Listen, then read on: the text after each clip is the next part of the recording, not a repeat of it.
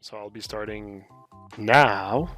I'll be starting on doing the automatic retopo for this character, then the automatic UVs, and yeah, afterwards it's baking, texturing, and rendering in Arnold. So, the very beginning. By the way, just to let you know, if ever you want to have like a condensed version of what I'm going to teach, we're selling a tutorial about this exact process on our store.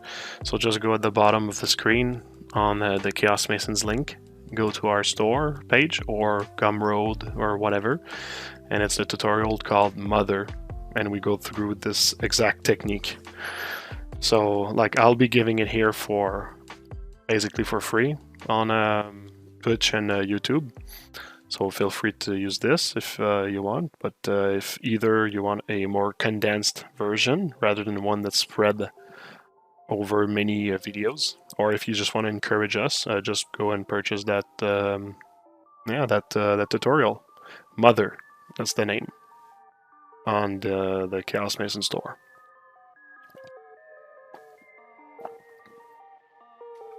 All right, buckle in because this is going to be a long process. So the first thing that you want to do is you need to split your character in many parts. The first part that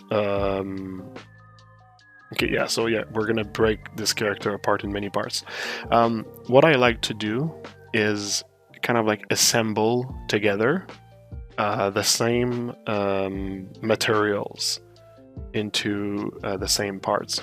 So there's going to be 3 rules. We're going to want, and it depends on the strength of your computer, so I'll just talk about like the strength of my computer, which I got a pretty good one. So the rule for me is that the parts together in ZBrush, each part must not be over 25 million polygons. And so that's for the high res, right? And the low mesh is going to be it's just going to be a retopo in ZBrush for the low mesh, and the low mesh must not be over 1.5 million.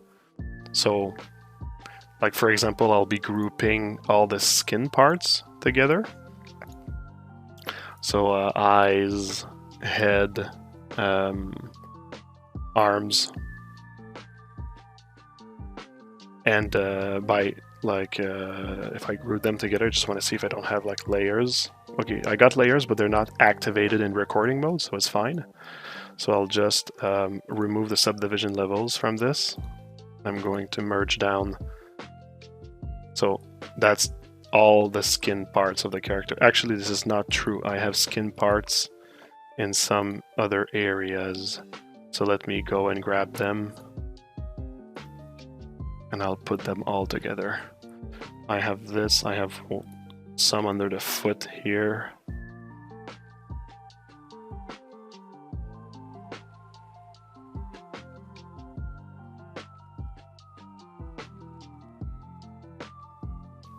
Actually, you know what? I know of another good soundtrack for this. Why didn't I think about that earlier?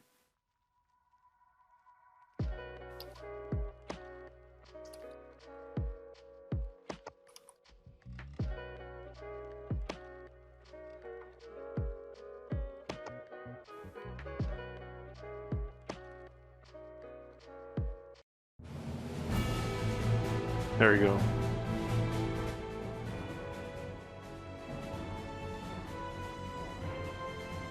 Huh? Some good old Chrono Trigger music.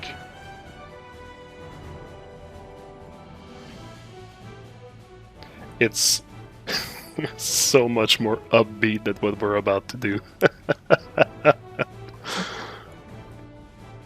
Like I feel like I need to work faster because of the soundtrack. Okay, alright. So let's, yeah. Merge down, merge down. Okay, so technically I think this is all the body parts that I'm going to need. Something I'll do right off the bat also is delete the parts that we're not going to see from this. I already kind of like did it. I think I can actually get rid of a little bit of around the arms here. You see there's like a bit of fingers that are visible. I won't get rid of that. I'm gonna keep it. But I'll get rid of the rest because the thing is, the technique that I'll be showing, it's fun, it's all cool and stuff, but it is kind of like consuming in terms of it's kind of like consuming in terms of how much data it creates, and the more data that it creates, the longer the render times as well. So you kind of like want to be somewhat smart also when you're preparing things. You don't want to waste too much time preparing for the baking.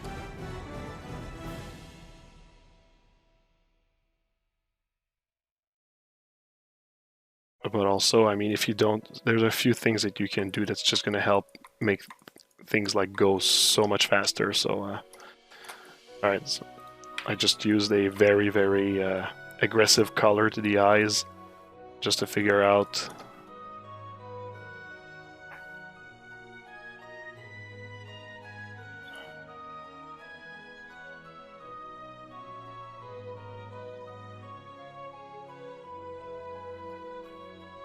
So you see everything else that's visible can go away. So I'll put it on a different subtool for the moment.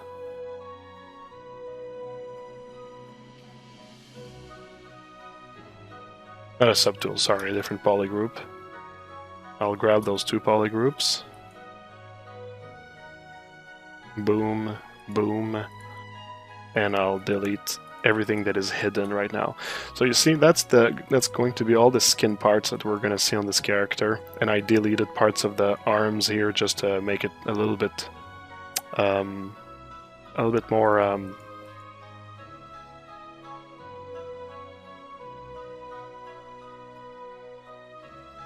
like lighter. Also, it's going to save on UV space. So how much polygons do we have here? So let's say I clone this. I find it by cloning, by cloning your subtools, it gives like a more honest calculation of the things. So right now this part is 10 million, like 11 million polygons. So you see we're good for that. We're good with this. And I'll be saving a new file here. It's going to be alright, so we're actually going to create a folder called render. Boom, boom. And we're going to create a folder called bake. This is going to be part of bake. So, no, sorry, not bake. A ZBrush. Okay, so we're simply going to call this one all. No, sorry. Not all, but skin. There we go. So, normally I would do this for the entire character, but I'll just do the next step right away, which is doing a duplicate of this. And I'm going to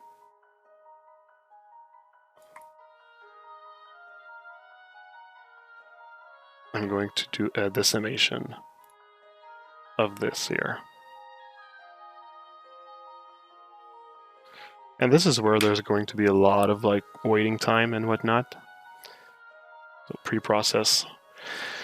So there's two parts that are a lot of waiting time in this process. One of them is decimating your character, and the other one is doing the UVs for the character. They take a lot of time. It's a lot of processing power.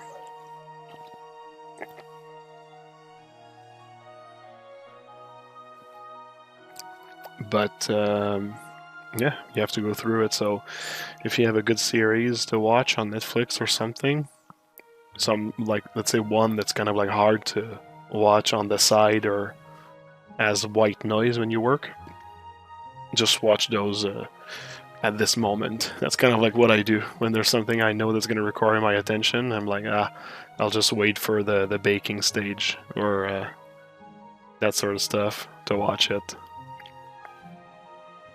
Like recently I watched Everything Everywhere All the Time while working, and like I was sculpting and designing.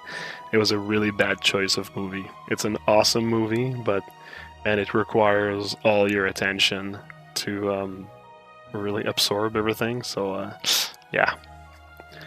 So you see we're at 25% right now. Right there.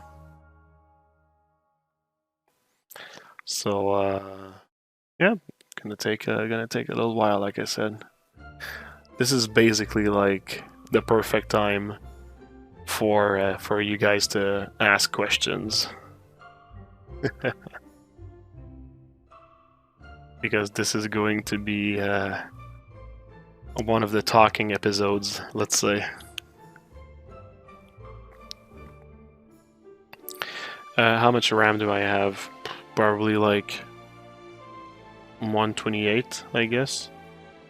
Let me just see if I can find the answer to that without making my computer crash.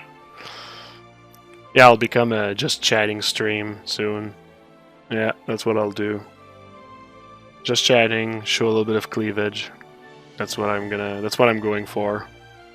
Working on my cleavage right now to provide optimal stream experience.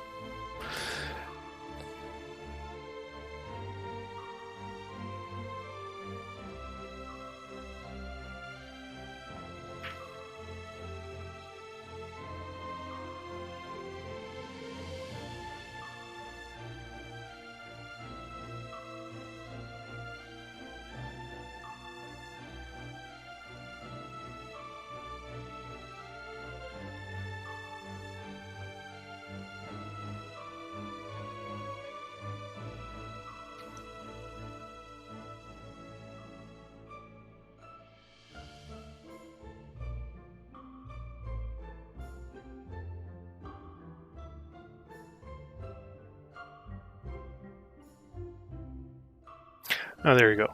Here's my information. Yeah, 128 gigs of RAM. My processor is a AMD Ryzen Threadripper 2950X 16-core processor, 3.5 gigahertz. There you go. There you have it.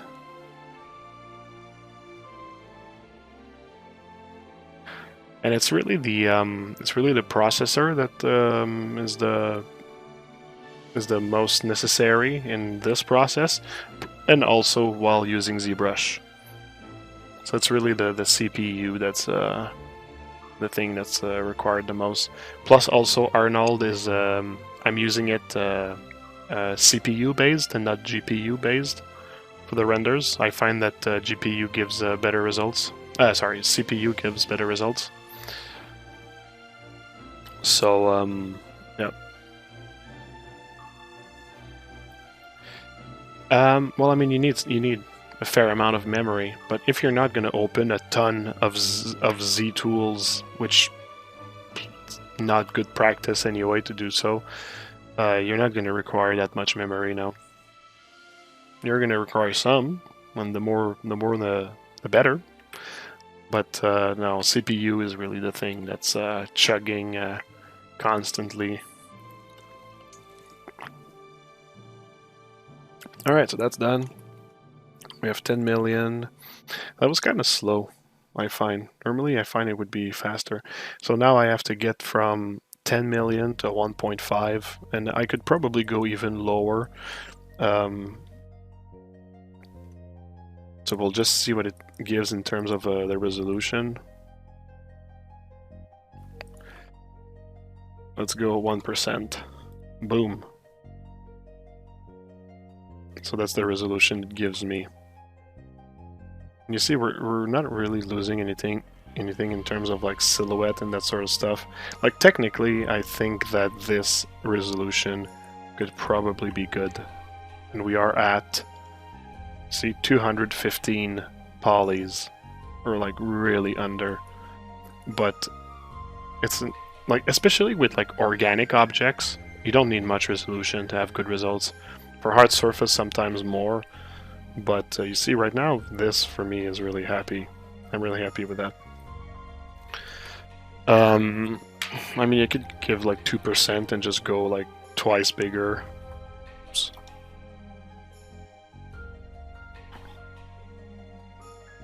Like I can afford it for 130. Or I could just go 1.5. Yeah, split the difference.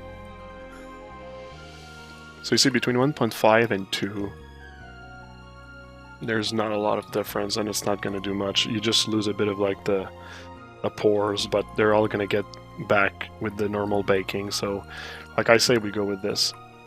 So you see, like now technically we have already we have the high res and the low res for this model. We'll just need to make the UVs eventually, but that I'll do just like in one go. So we're going to rinse and repeat pretty much everything. I'll remove the skin from here.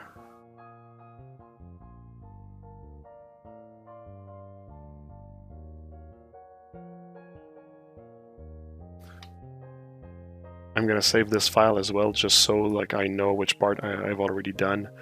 So we're gonna go in render, ZBrush, and this one we're gonna call all.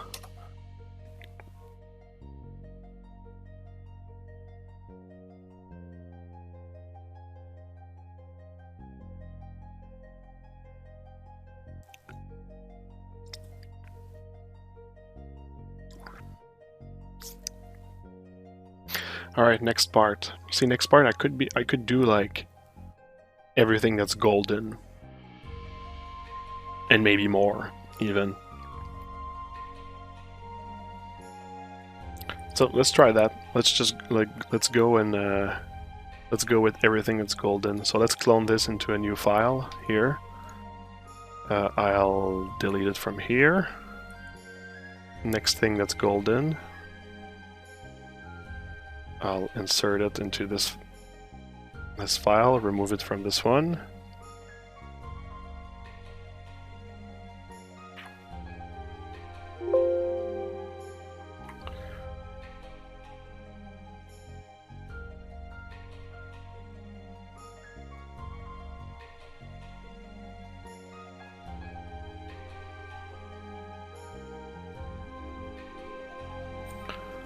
Is there something else that's golden?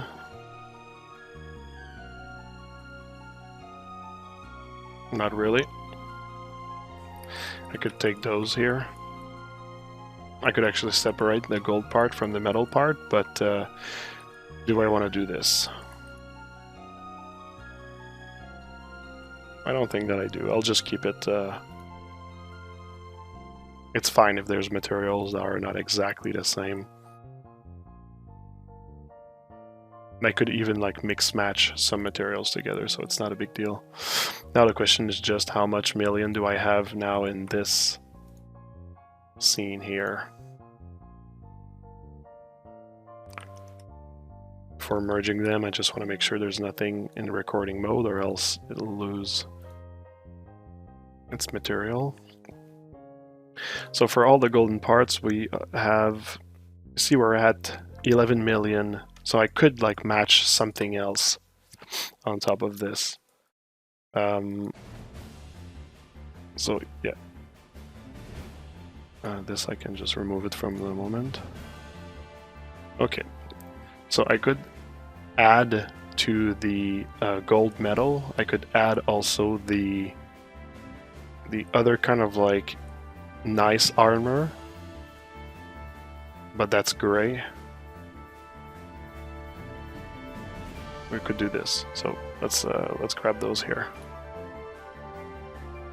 So how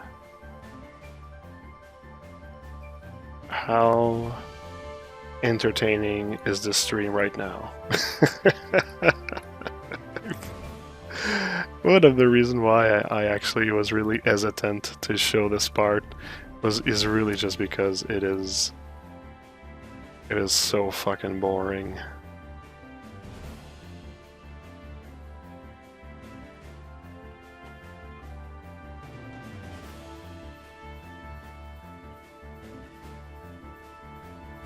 Okay, do I have another?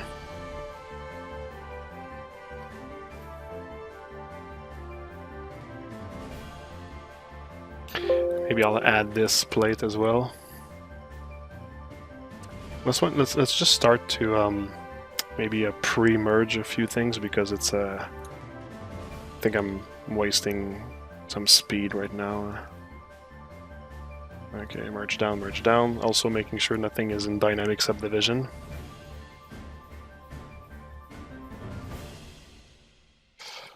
Alright, so now with all of this,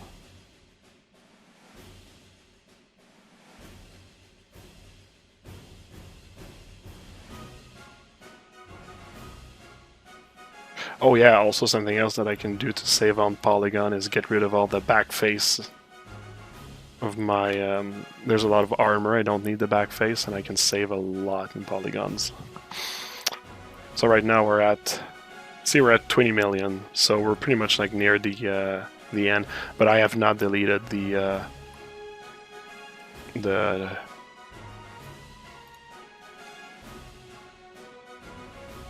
like the back faces. So let's just do a little check. I'll actually just bring my mesh back in here and just to see what's really the back faces that I can get rid of. Also, Arnold is not going to call the back face. There's no like back face calling. So we're going to see like the front of the face but at its back. You're so excited that you're on the edge of your seat. Well, buddy, just wait that I do the automatic UVs. You're going to explode. Brace yourself. So yeah, let's just start deleting some back faces. Like this one here is absolutely not useful and takes a lot of memory. Not memory, but whatever, it's just heavy. Like these ones we kind of like see a little bit, so I would tend to maybe keep the back face for those. But the armor, there's not really much like negative space that. So it's absolutely going to be fine to not see it. This armor here, this elevated armor, is kind of like visible. I think I'll keep it. Now the back of this thing here. I don't know how much like shots from the back I'm going to do. So I think I can get rid of like maybe a few of the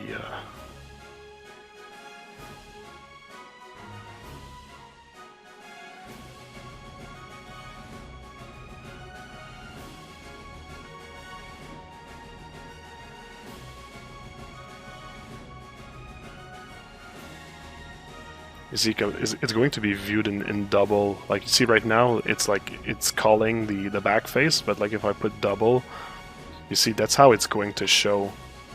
So it's not like, even if I have like a render in this angle, like we're never going to see.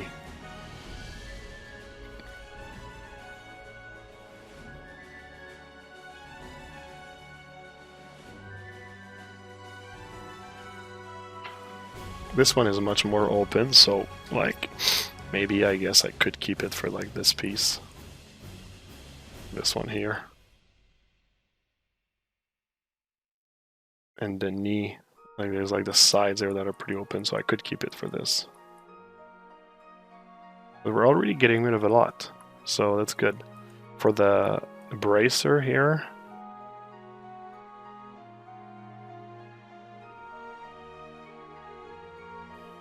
I could keep the fingers and get rid of the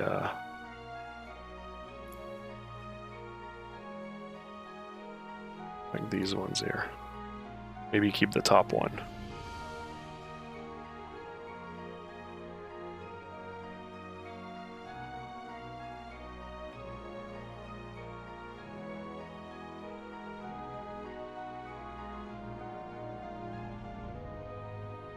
Maybe this one is a bit open. Maybe I'll keep this one.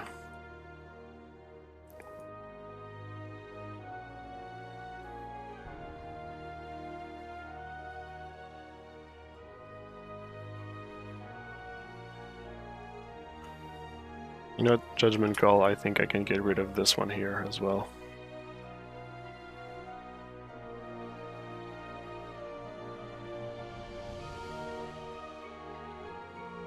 Okay, yeah, let's go with that.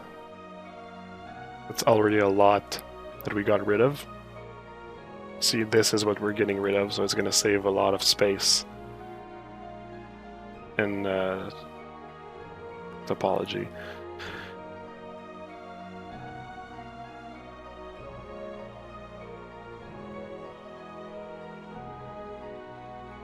Let's clone it back into its own Z tool. How many million do we have now? You see, we got rid of 4 million, which is very good. Very, very good. So I'll save this for the moment. I'm just going to call it armor. And let's try to go see if we cannot get more armor, because like I said, I can go up to 25 million. Let's grab this beast right here.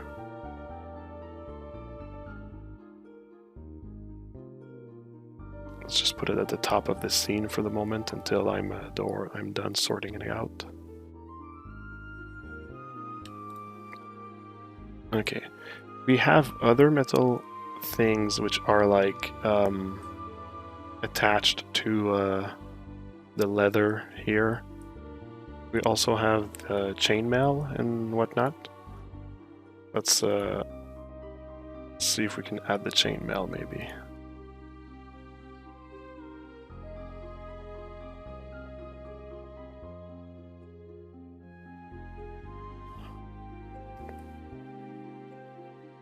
Is the other metal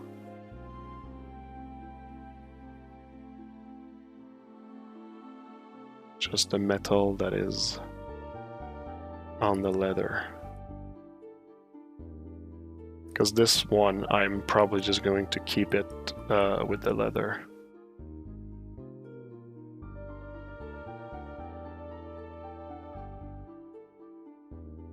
Alright, like the important materials to break apart really are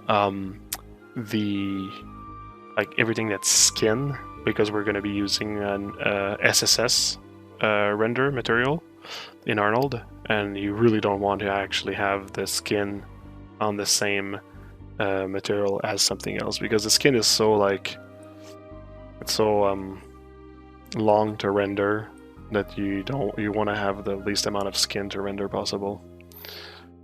Alright, we also have the blade.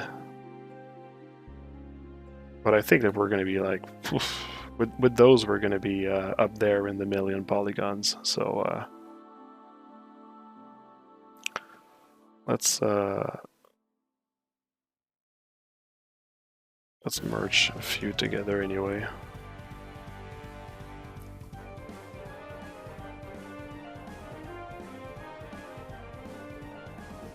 Let's merge both chainmail together. Are those in dynamic subdivision? Yeah, you see these are in dynamic subdivision and they must not stay like this. But I just want to see how much resolution I need to give them. Because these I won't need really to bake them. They're circles, like they don't need to be baked. So I might actually just put them on their own separate material since they won't need to be baked.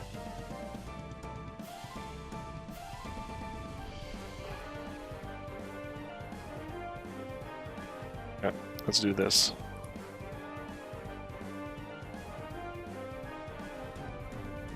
And a low amount of resolution is all that's going to be needed.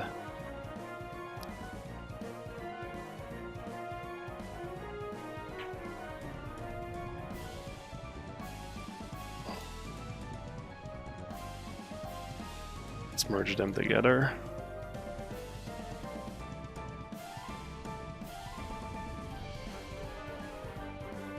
Yeah, it's reconstructed subdivision to all of the rings, so it's taking a bit of time.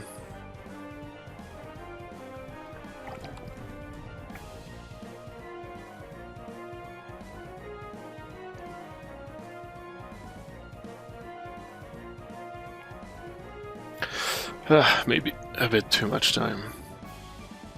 Maybe I should have not keep the dynamic, the subdivisions on this one. I'm not going to need it. Well, maybe if... We'll see. This is the kind of stuff we'll see in Arnold later only. God damn. This is taking a lot of time.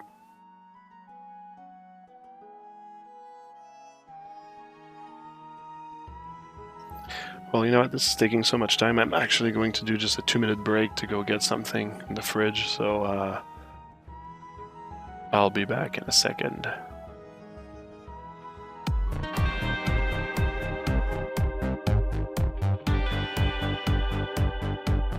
Still in my skull.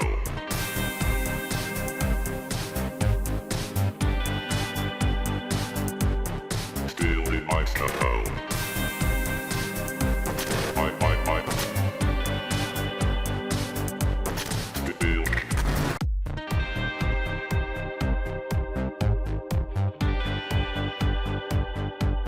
Still in my skull.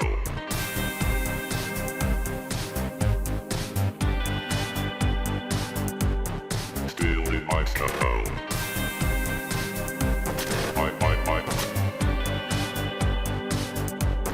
Still. Alright, and I'm back. And this is done. Like I said, I think I can just keep like this low mesh and apply a subdivision in max if needed. I'm saying max, but it can be Maya that you use. It's the same thing. The only thing that's important is just having the Arnold renderer. So yeah, let's delete all the top things here. And this is going to be its own material, so we're actually just going to clone it into a ZBrush file called Chainmail. Chainmail no bake.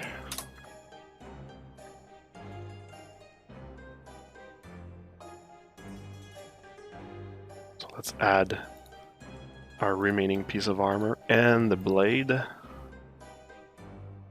Insert. Boom. Alright, so let's see how much poly all of this represents. We have 16 million for this, we have 10 millions for those without erasing the data, and the blade is 10 million by itself.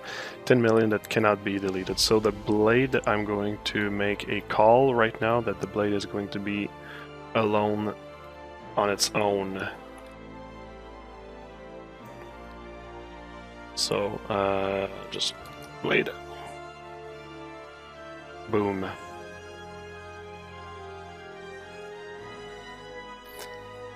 And this I can actually join it to the rest, but I'll need to just erase a bit of what is not visible from... Let's just use this and see what I can delete. Those are like much more open meshes. So it's kind of hard to get rid of, well, there's this I can get rid of. This time I won't keep the, I won't put it in double.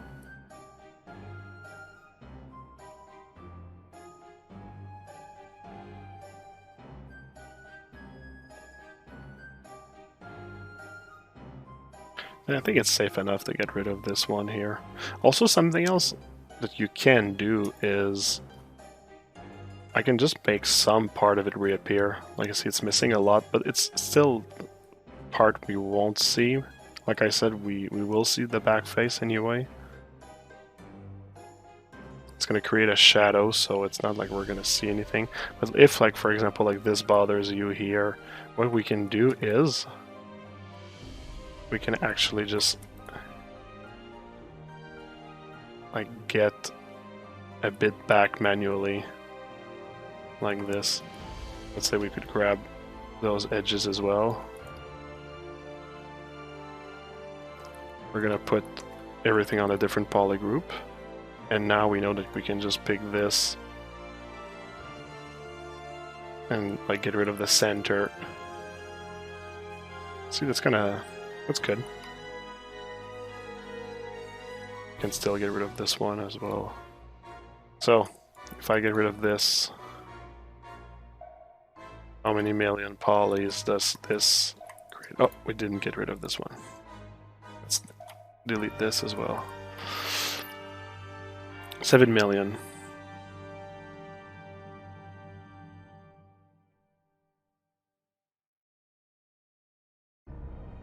Alright, 7 million. So 7 plus 16, we're gonna have 25, 24. So, 23. Jesus. The gods of mathematics will not be happy with me. Alright, and if I actually merge them together, boom! So now we have all the metal pieces together. Hooray! And like you see, 23 million point one. So that's good. We're good with that. Let's save it into armor. And I won't decimate it now though. I decimated the other one just to show you, but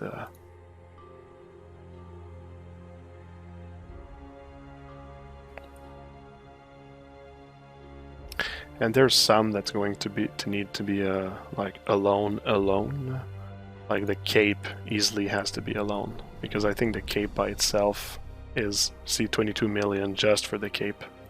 So that we already know that it needs to be alone. And I cannot just get rid of one of the two faces as well, so this one is really like a mesh that's going to be by itself. So yep, let's already save it.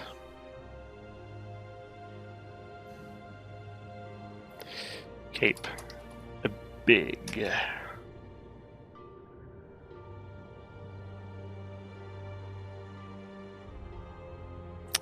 Right. Let's get rid of... Well, you know what? Maybe it should have the little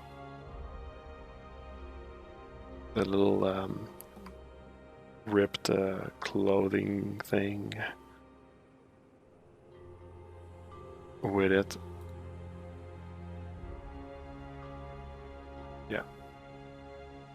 Yeah, I should have this as well.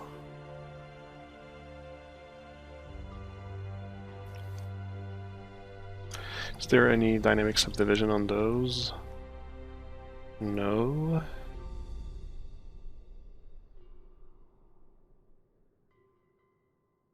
Okay, so I'll just merge down all of this.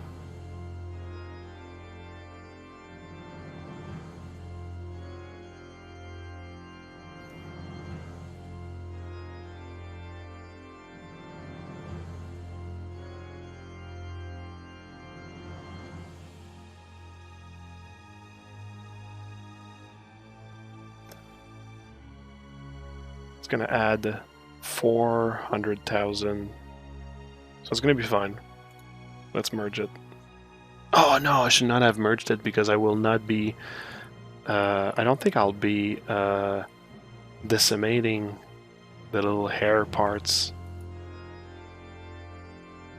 No, cancel this. Let's split them.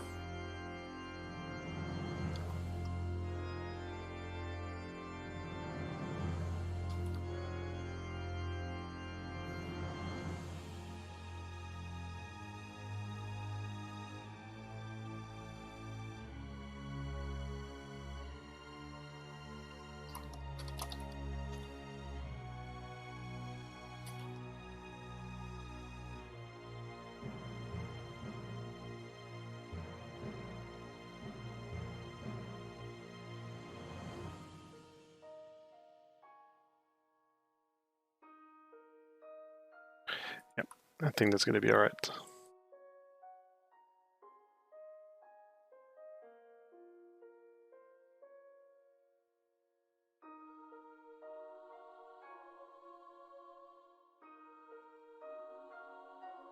So you see, like, that part of that cape here is probably going to be high also. Like you see, it's like 6 million, and it's really going to put me on top of like the 25 for the cape. So I really do have to keep them in two separate things.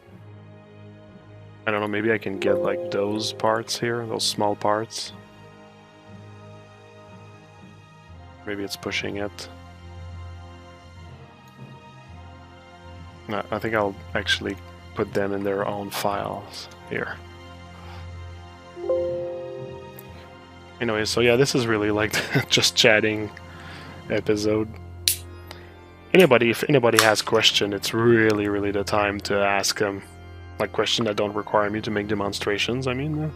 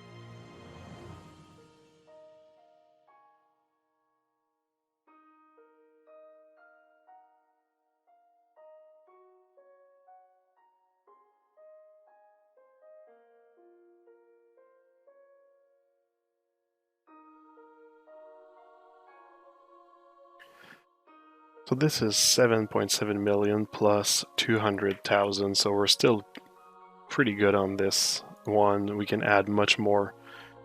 And judging by the rest, like we could add the pants.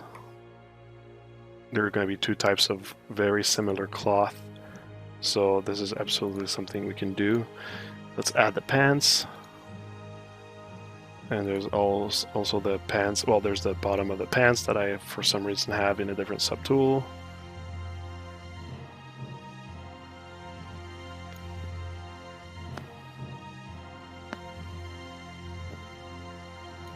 All the little rips.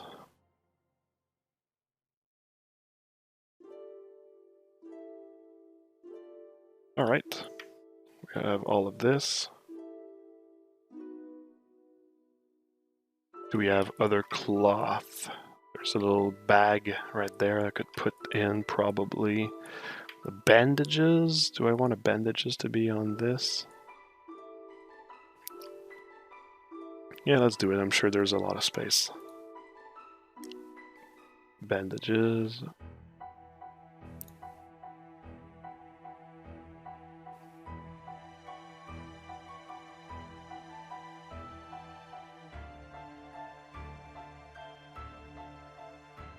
Alright, quickly, is there any other cloth type?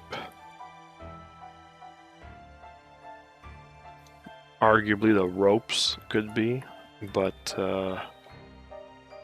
there's those bandages here. And if by any chance there's more space after for the ropes, I'll put the ropes in, but kind of like I have a feeling we'll get close to 25 million with that.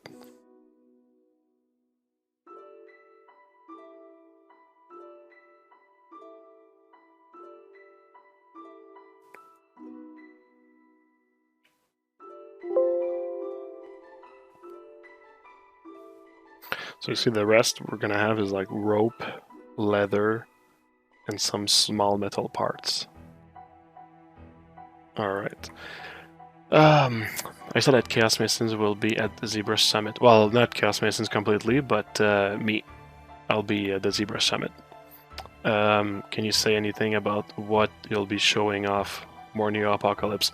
I'll be well, there's like a description of what I'll be showing, but basically I'll be using like my recent characters to show a bit of like what's the really like core important things to know when it comes to creating characters and modeling them, posing them to be eventually like made into like statues and stuff. Like it's not I'm not showing like the printing process or how to engineer a model to be ready to be printed.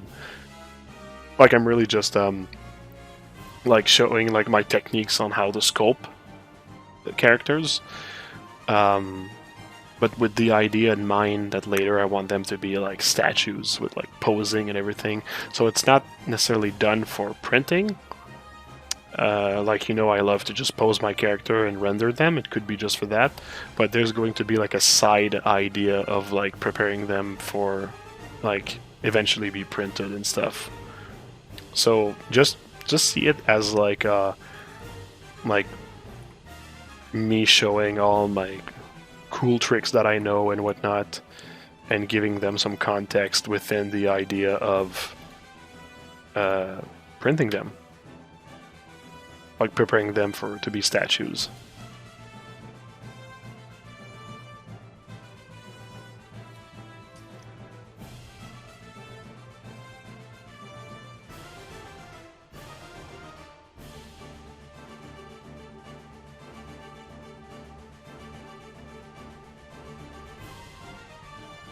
Okay, so how much do we have here? See, it says that like it has 29 million total, which is that is kind of a problem because I don't really have like anything that I can delete. But since I won't be baking the little like hair parts, maybe the little hair parts, I should just have them. Oh, it's not gonna save much.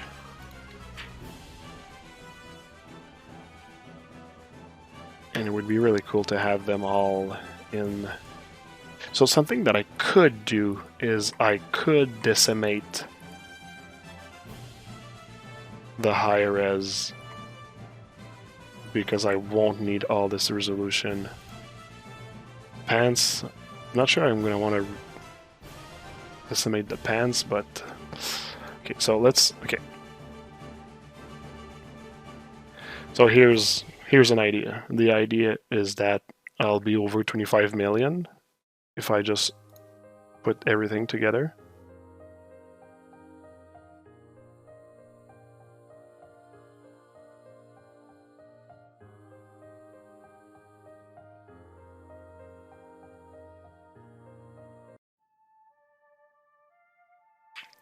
You can get rid of the back face on the bandages. Oh, wait, yeah, maybe I can.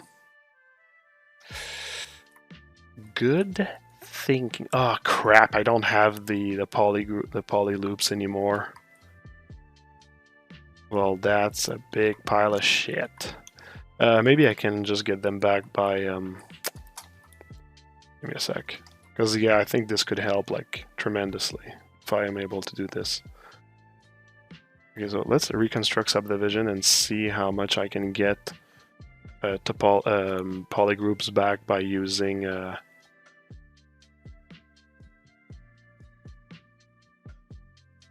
Just by hiding poly loops, and you'll see what I mean. Okay, well there you go. So you see, I'm. First of all, let's just give a shot with like automatic by angle, UVs by angle.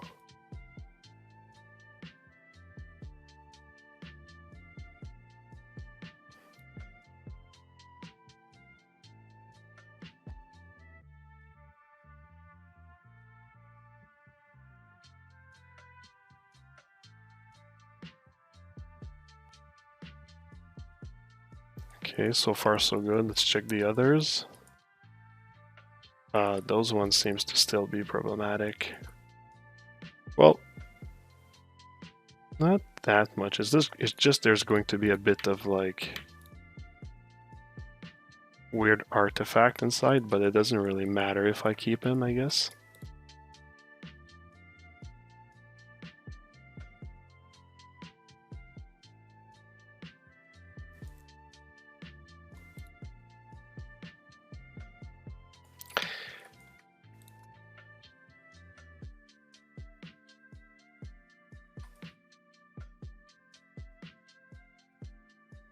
Right, yeah, I think that's gonna...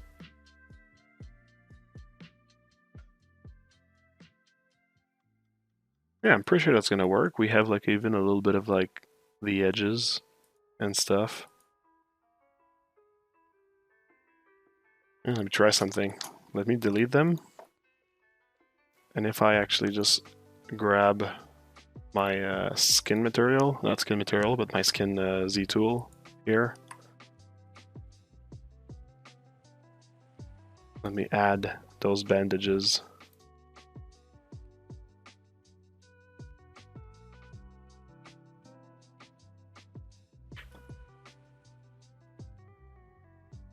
Yeah, we don't... Yeah,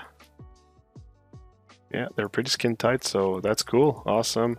Quick thinking, Carpe Diem. Very cool that you thought of that. Let's see how much we saved. Actually, we are at 5 million. And we were at...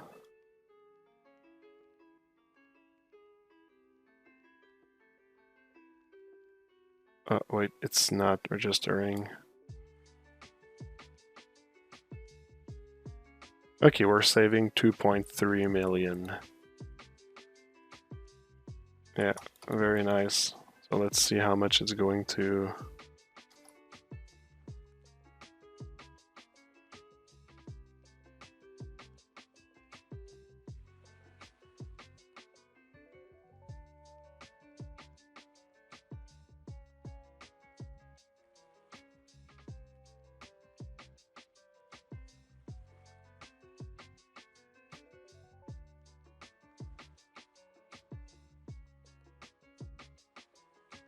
All according to plan. Okay, how much do we have? 27 million. Ah, we're over. Is it gonna make it crash? Yeah, 27 is like really like the... 25 is really the limit for this thing. Okay. So what I think I'm gonna do... Well, this was not wasted. I can reassure you right now, this was not wasted. I could delete the part of the pants that are hiding behind the armor. So let's introduce the armor in here for a sec. Or I could decimate, but I think it's gonna take a long time to decimate, so I'd rather just like erase.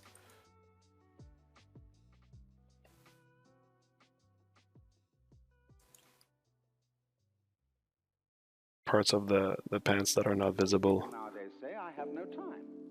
Of course you don't. I need the leather to see the hidden part, not the armor. On your watch by a hairline that is as thin as possible as is consistent with visibility. And so everybody thinks the present is instead of There you go. Okay, that's how I'm going to know. So what I'm going to do is I'm just going to mask.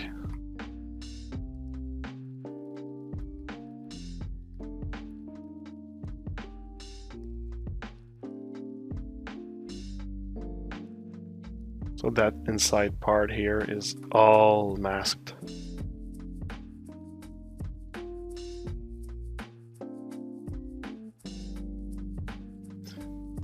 I removed too much though, so I'm just going to need to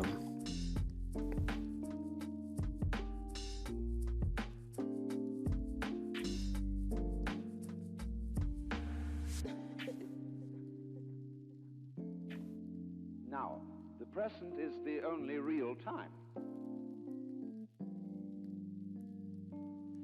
we still have this we can delete. That's pretty good. Let's do the same for this side here. And there never will be. Here it will be just under the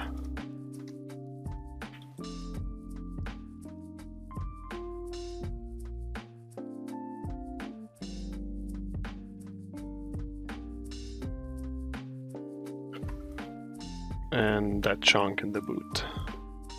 Whoop. There we go. Here there's also a chunk in the boot that I can get rid of. Let's get rid of that chunk in the boot. Chunk in the boot. There we go. We can make everything reappear. Delete those two things.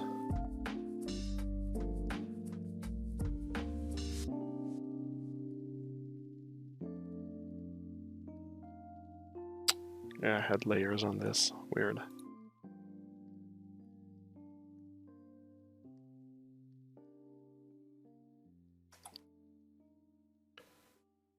Delete.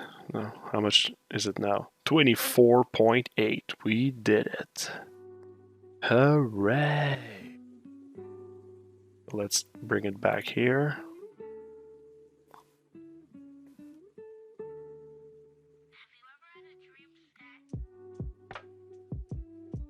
$24.8.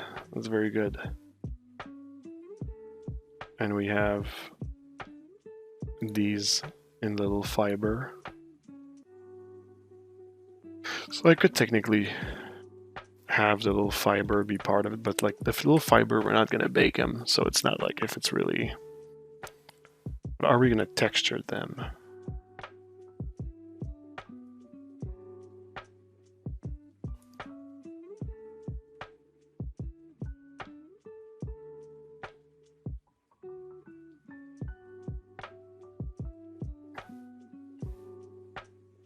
No, the little fibers, I'm gonna put them on their own as well.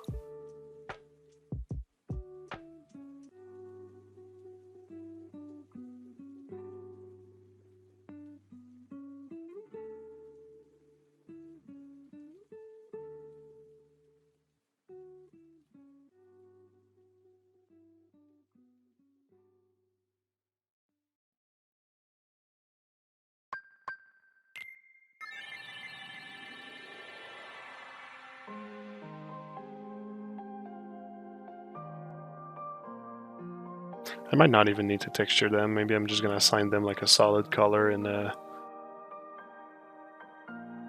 Arnold.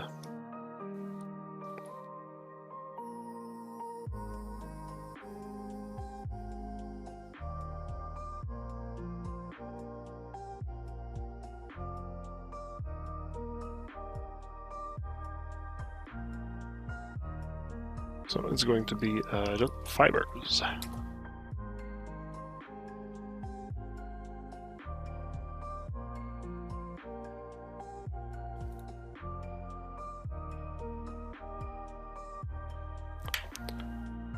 Just going to rename it to Cape. So there's not going to be a comparison between big cape and small cape. U is going to be cloth.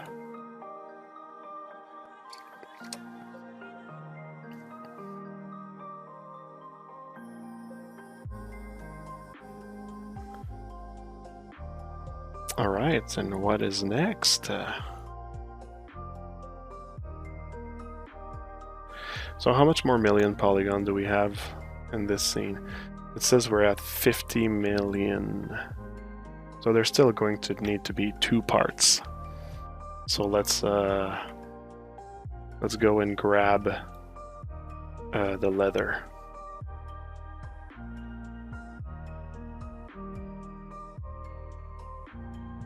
This is going to be leather, although it's blue. This is going to be leather, and there's a lot I think we're going to be able to get rid of in terms of like back face. That's good.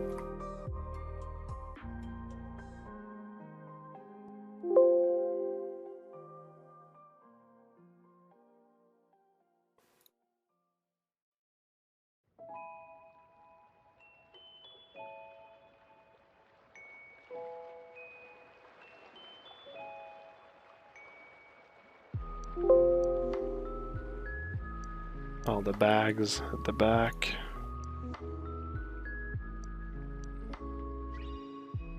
Yeah, it's pretty much everything else, when you think about it, the leather. It would have been almost faster to just get rid of like what is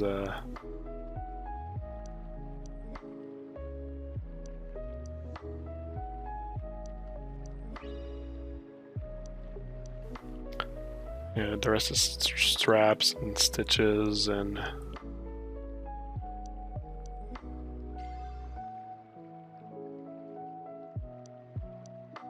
so how much million polygon do we have in what I have here for the moment?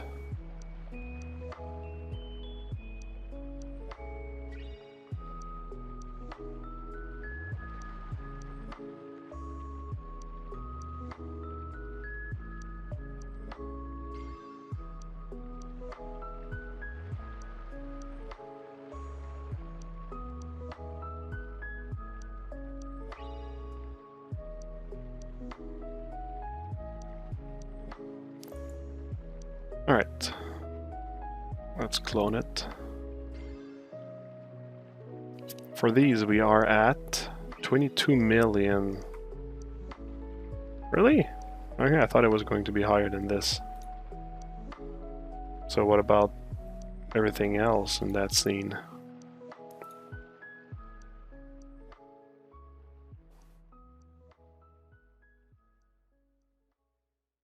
So this is 25 million? All of that's remaining here? What about you two? It says 28 million. What's so heavy about this?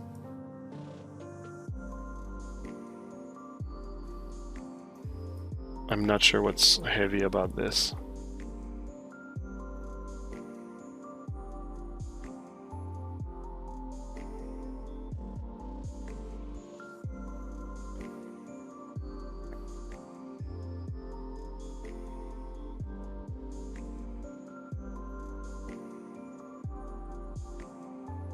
Okay, well, I guess let's add the leather straps.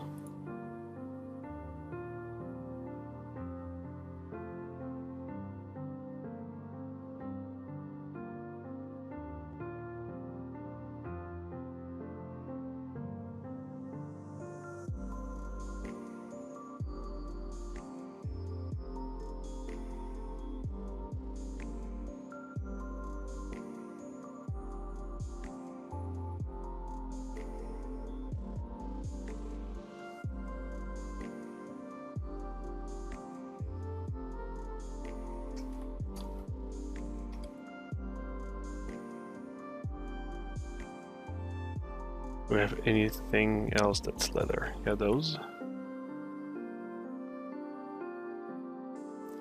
Maybe I can add this little metal thing. So the rest is, well, there's all the leather contour stitches, sorry.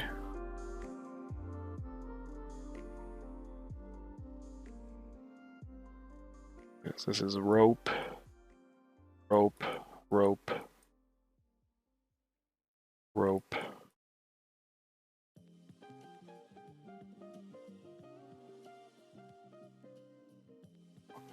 Let's add the these things.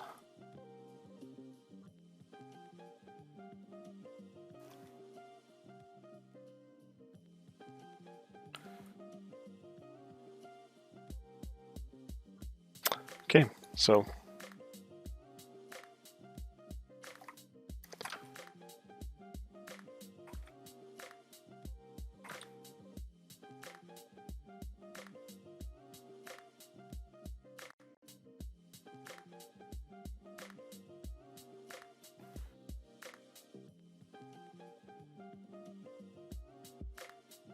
let's think ahead of what back face I can get rid of with this. Let's do it right off the bat.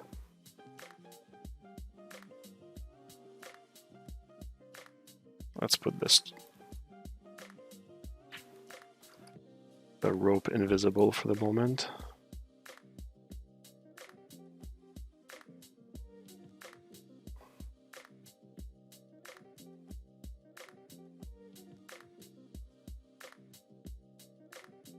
Okay, so pretty much all the back face of the leather I can get rid of, I'm pretty certain.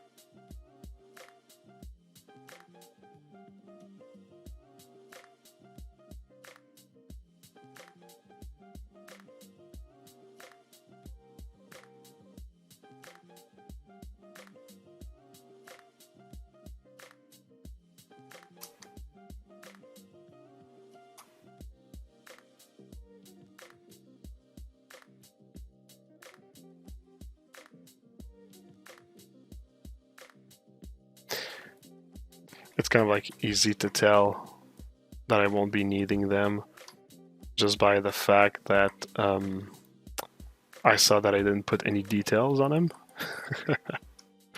So yeah, there's another way to actually remove loops. It's if you use the select lasso and you just click on an edge, it removes the entire loop of it. That's another way of removing something real quick.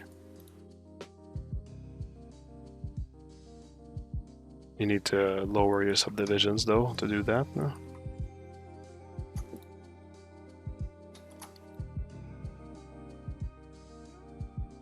So when your polygroups are all fucked up, you can do this. Boom, boom. Like when you know that you have loops. Huh?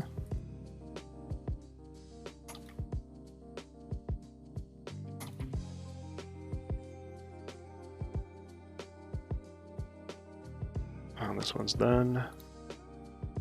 Those are all floaty straps. Can't really get rid of the back. The belt is kind of like flying around. Maybe I should keep it. Same thing for this one. Those I can't remove. These I can. The entire inside part of them. Oh well, the inside part is... Those are not like real loops. But you see I can get rid of that. It's not gonna save much, but why not? All these. One of the questions for all of these is that too high of a resolution? Do I even need to bake?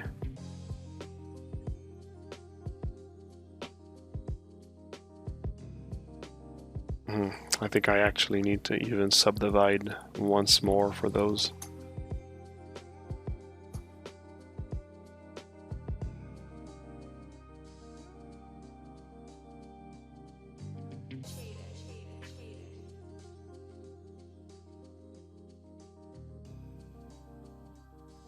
There's no poly group, so I can't really get rid of the inside faces for them.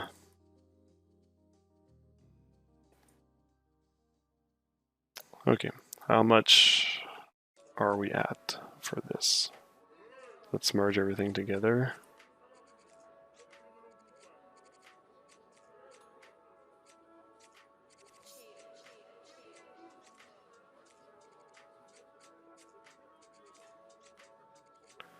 Okay. Let's put it in our leather scene.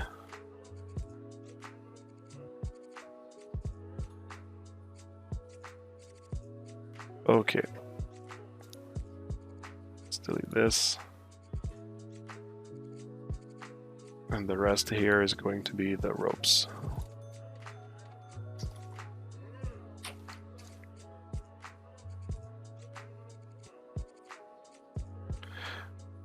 See the ropes, it says that there's 14 million for the ropes.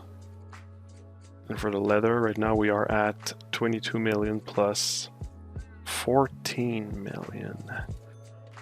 Alright, let's see what we can do if we get rid of the back faces now.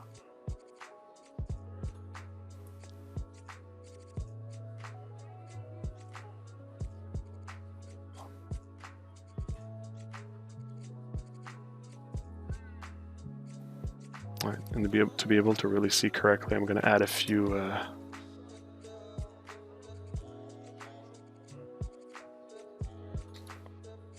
subtools in there just for visualization. So let's add the armor and the cloth.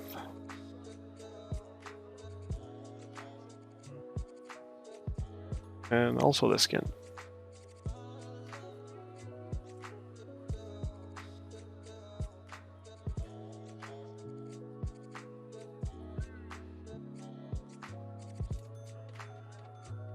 Okay, that should be enough to see what I can get rid of. So these ones here are going to be the under part of that leather around the thigh. See, I think that can all go away. There's like a little bit that's visible here, but the back face is going to do the job. You see, already we're getting rid of, that's a lot of space. Oh, good riddance. Perfect. Delete. Already that's good. The gloves are closed, so it's not like we need to do much about the gloves and the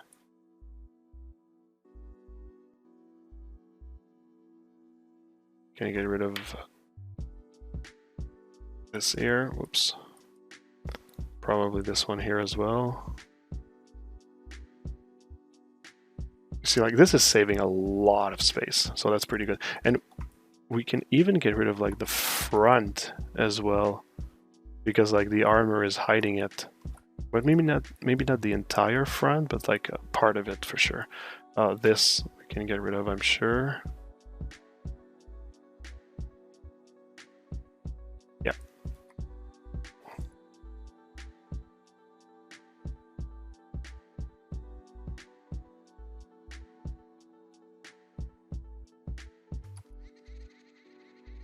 All right, yeah, that helped a lot. You see, we got rid of like 2 million polys right there. It's 2 million polys that won't need to be baked. And the inside of the jacket here, you see, like, we see this face here.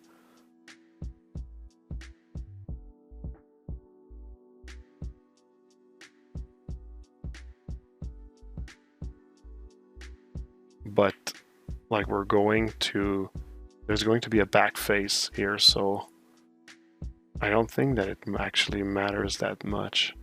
And like I said, if it matters, I can always just kind of like keep a bit of it.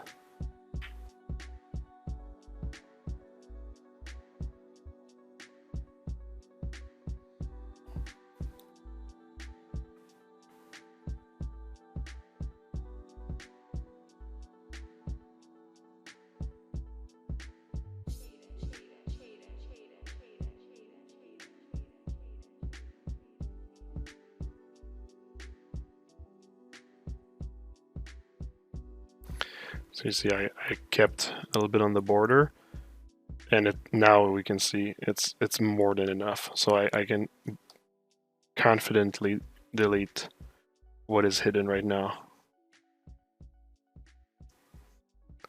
Boom.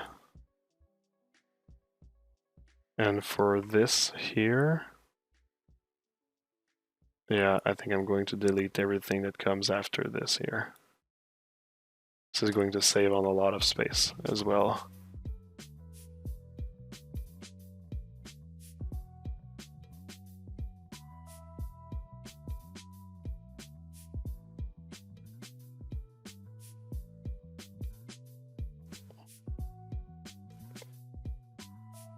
I can even get rid of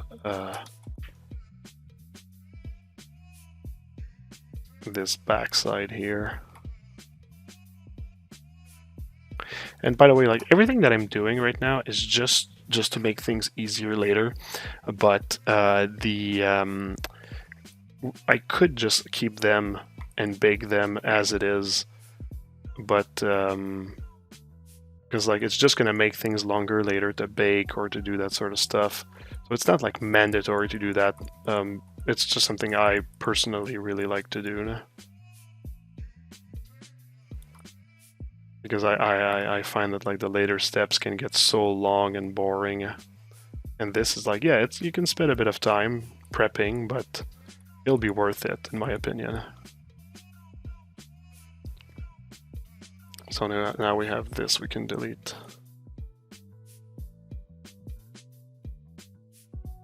There we go. Hey Marco, how are you doing? I'm doing good. It was a good week. It was a good week. I was the part that sucked is I was sick for like 2 weeks. That's why I didn't do the stream. And I've been sick for a little while before that. Got tired of being sick, but I'm doing not bad. Now I'm doing not bad. The reason why I was sick, by the way, is because my kids started full-time daycare, and he was nice enough to bring back a few things for us. Such a nice boy.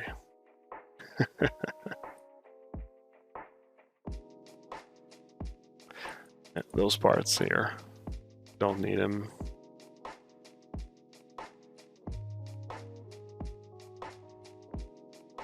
If I wanted, I could also get rid of the bottom of his shoes.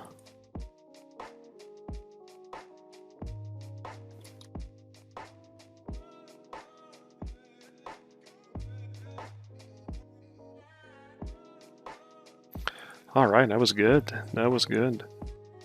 We got rid of 3 million polygons. It's gonna make things much easier. Very good.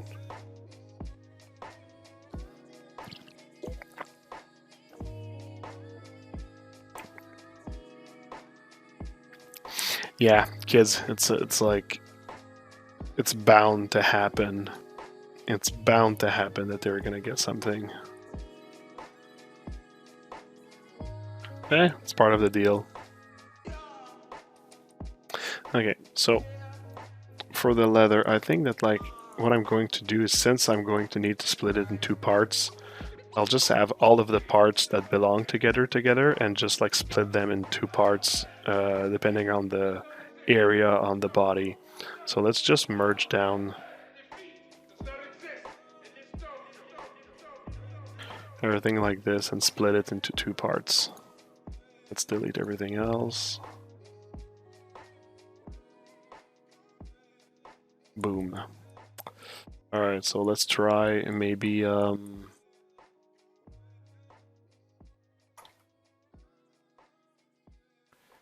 maybe gloves and legs and the rest.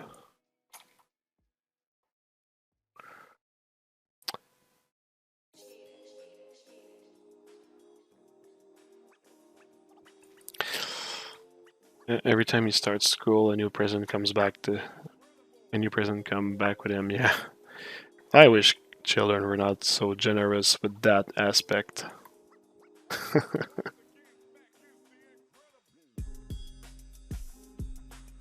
Alright, so what does that represent? If I put them in 2 different subtools.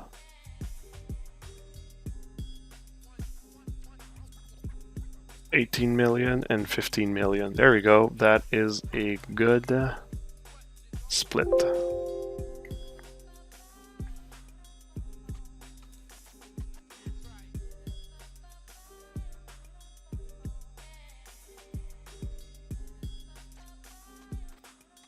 One, 2, 3, 4, 5, 6, 7. 1, 2, 3, 4, 5, 6, 7. But there's the chainmail, no bake, and the fibers that I'm not baking. So the baking parts are skin, rope, leather. 1, 2, 3, 4. 1, 2, 3, 4, 5, 6, 7. Which is armor. Got the armor. Got the blade. Got the cape. Got the cloth. Got the leather. Got the ropes. And got the skin. Alright, we're good.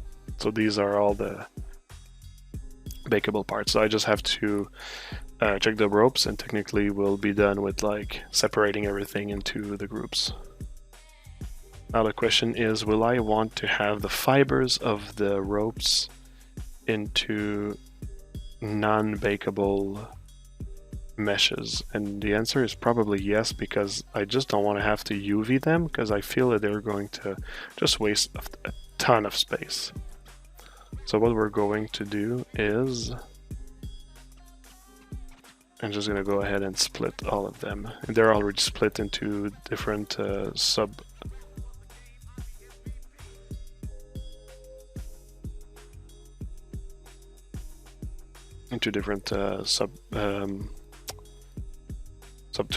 not subtools, polygroups. So, oh, not all of them. This one is not. So I'll need to split them manually. Also this one. also this one. Alright, so for the few that you have to split manually, the way to do it is just using the transpose line, control, click, and drag on another mesh, and it just like selects the entire mesh. Boom. Let's do this with the other side.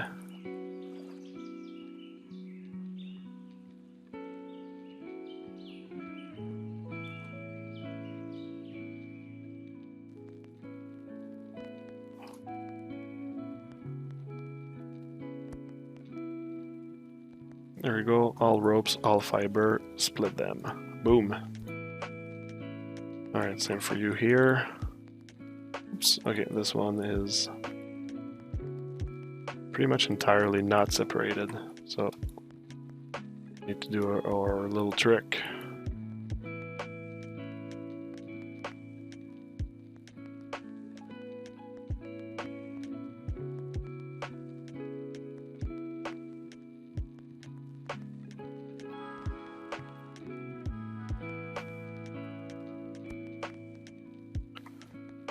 It's a little rope of the sack.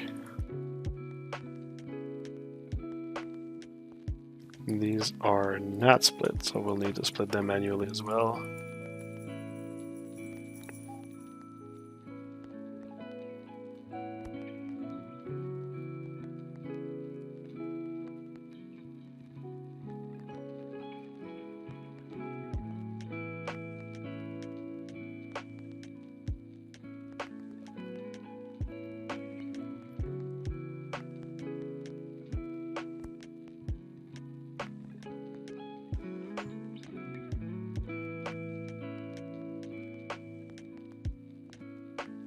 Alright, split. I'll put all the fibers at the bottom here.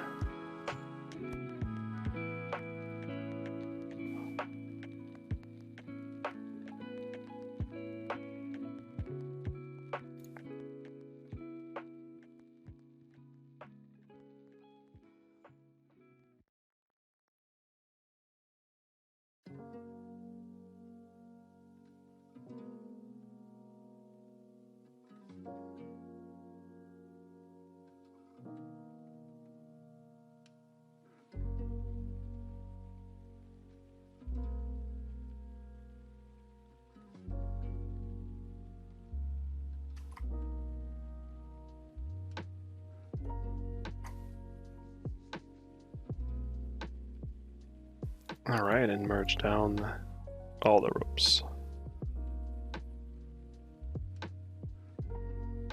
Ah, jeez, I pressed one time too many. Whatever, not a big mistake. Just I hate when this happens because like it gets laggy and you're like not sure how many times you pressed on the button.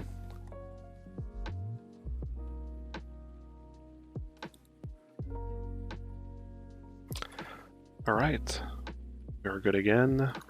We are good again. So this I'll clone into its own thing once again. This I'm going to save as ropes. And this is going to be... actually I could put it with fibers. Maybe, should I?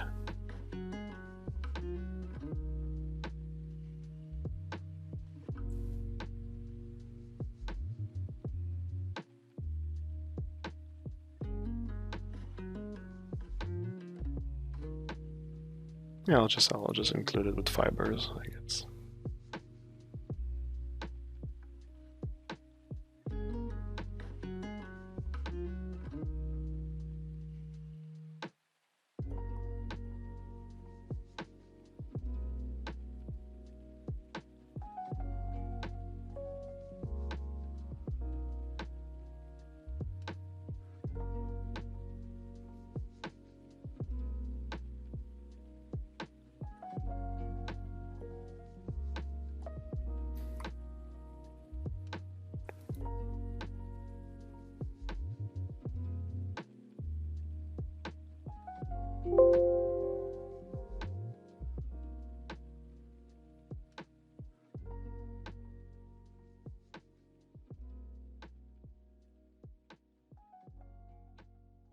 All right. So here now we have all the parts that are going to be individual. So technically, the point now is just to decimate everything with the rules that I mentioned about having them being like not more than 25 million for the high res and not more than 1.5 million for the low mesh. Just gonna resave everything.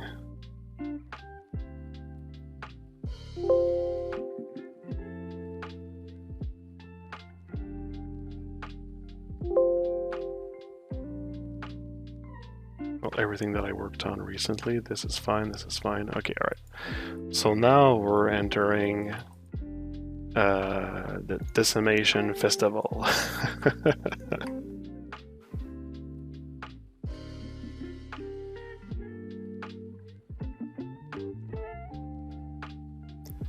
Boom, there. Oops. Oh, it has 3D layers. Oh, yeah.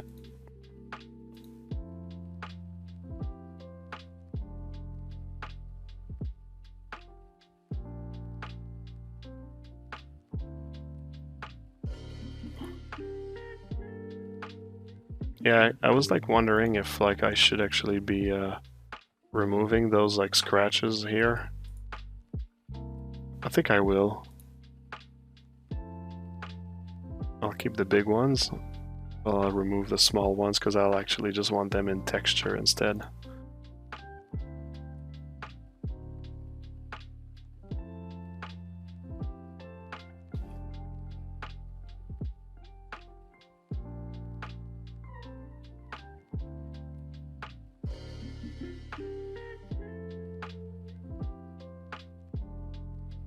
Alright, decimate. Alright, good. Anybody has a question or something? It's time to make me talk. You'll be doing bakes in Substance Painter? Yes, indeed. Indeed. Just where my map? Nope. The entire thing. It's like I'll need the curvature for texturing. I'll need the AO for texturing. I'll need the thickness for the SSS. Well, it doesn't really work super well, I find. But I'll still calculate the thickness for the organic stuff. And I'll need both normal, like the tangent space normal and the world object normal. And in Substance, once I'll be done with the texture, I'll export in like BPR, whatever, just a base color, metalness, roughness, and normal map. And for the skin material, I'll have also like the thickness. And if I need opacity, also sometimes, or emissive, I'll have like extra materials for those. For which industry you like most to work for? Collectible, games, or cinematic, and why? It's fun that you're asking me this question because just a little premise before I answer the question. I did an interview recently for my project of the Four Horsemen for Neo Apocalypse that's coming out, and by the way, oh yeah, so for anybody that like are interested to know more about this project, please go on the links below, Marco's link here, and you can check either my ArtStation or the Chaos Masons website or whatever, and you'll see the my recent project of the Archangels, which is part of the Neo Apocalypse IP that I created, and you can also see like the Four Horsemen that I did earlier. And the Four Horsemen, I redid the entire renders. Soon I'll be showing you the new renders that I did with the exact technique I'm showing right now. So it's all relevant. I'm talking about that. And yeah, I'm super proud of that. I'm super excited to because we're at the end of the month. We're going to be putting the Four Horsemen on pre-order, like available for pre-order as collectible statues, and I am super excited. This is for me like a huge accomplishment to be able to do this. It's the biggest thing that I did, I find. I mean, with Chaos Masons, we worked with like incredibly big clients and huge brands and all that fun stuff, but this is really something that like we created for ourselves, and I'm super excited about that. So anyway, I did an interview to talk about this, right? The interview is going to come out a little bit before the pre-orders. So for people that want to know more about like the lore and this and that, there's also going to be a website that's going to explain a lot about the lore, or at least enough for the moment. And yeah, in the interview, during the interview, I actually there was a few questions about like, why did I started to do collectibles and that sort of stuff. So it's funny that you're asking me this question, because if I have to say which one I like the most, it's really like neck to neck, but I really have more of a passion for the collectible industries these days.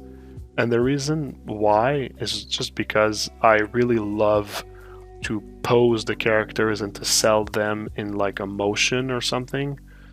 And like if I could just animate all my characters, I would. Like, it's so cool, but it's nice to give them like an animation in quotes, like a one frame animation. It's just, oh, you have one frame and you give them all that movement and that life into one frame, and I just love doing this.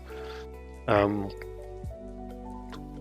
plus I just love to have them like printed and having them as statues. So yeah, it's what actually makes me say that I think I prefer the collectible industry by a little bit. So this here, it's probably going to be enough. Like, these are huge polygons, but I have all the resolution that I need in the important places, and I don't need it to be higher than that, so 1.5 is going to be good for the blade. So now we have the high and the low, so let's save the ZTL and let's start another render. Let's do the ropes.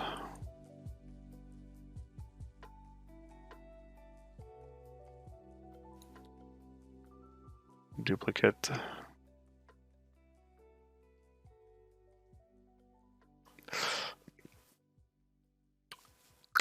I saw this since you started showing it on Instagram and LinkedIn. That's coming up. Amazing. Congrats, man. Well, thanks. Appreciate that. I spent so much time doing those things, so yeah, it means a lot. It really means a lot.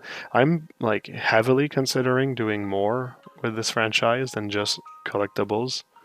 Like, I would love to, man, I mean, I would love to make a video game. And it's like, I pretty much have the resources that I need. I feel I'm missing a few pieces to be able to make like some demo or vertical slice and try to get like get noticed, and maybe have like somebody like helping us to produce everything, right? But to be able to make like just like a little demo or something, I feel like I almost have all the pieces. Missing a few ones. I'll need to make some research and just check, but I think what I'll do is I'll first I'll come up with the statues, right? Because like I said, there's going to be a website. We're going to talk much more about the lore and everything, and there's other characters that will come afterwards, and I kind of feel that like this might actually be kind of like a little layback way of demonstrating like a bit of the potential of the lore and the IP and everything. And after that, maybe like once the dust has settled down, like I can probably try to assemble like a team and do, like I said, like some little demo or something. Maybe it could be like also just a little like short, an animated short, depending on the, yeah, I don't know, because I do have like a lot of like scenes that I already wrote, like scenarios that I wrote. So like there are scenes that I would like to show in motion as like an animation, little animated short. This would be fun. Or just as a video game. Like I already know what the video game of New Apocalypse would look like. Like there's a way for me it makes sense to present.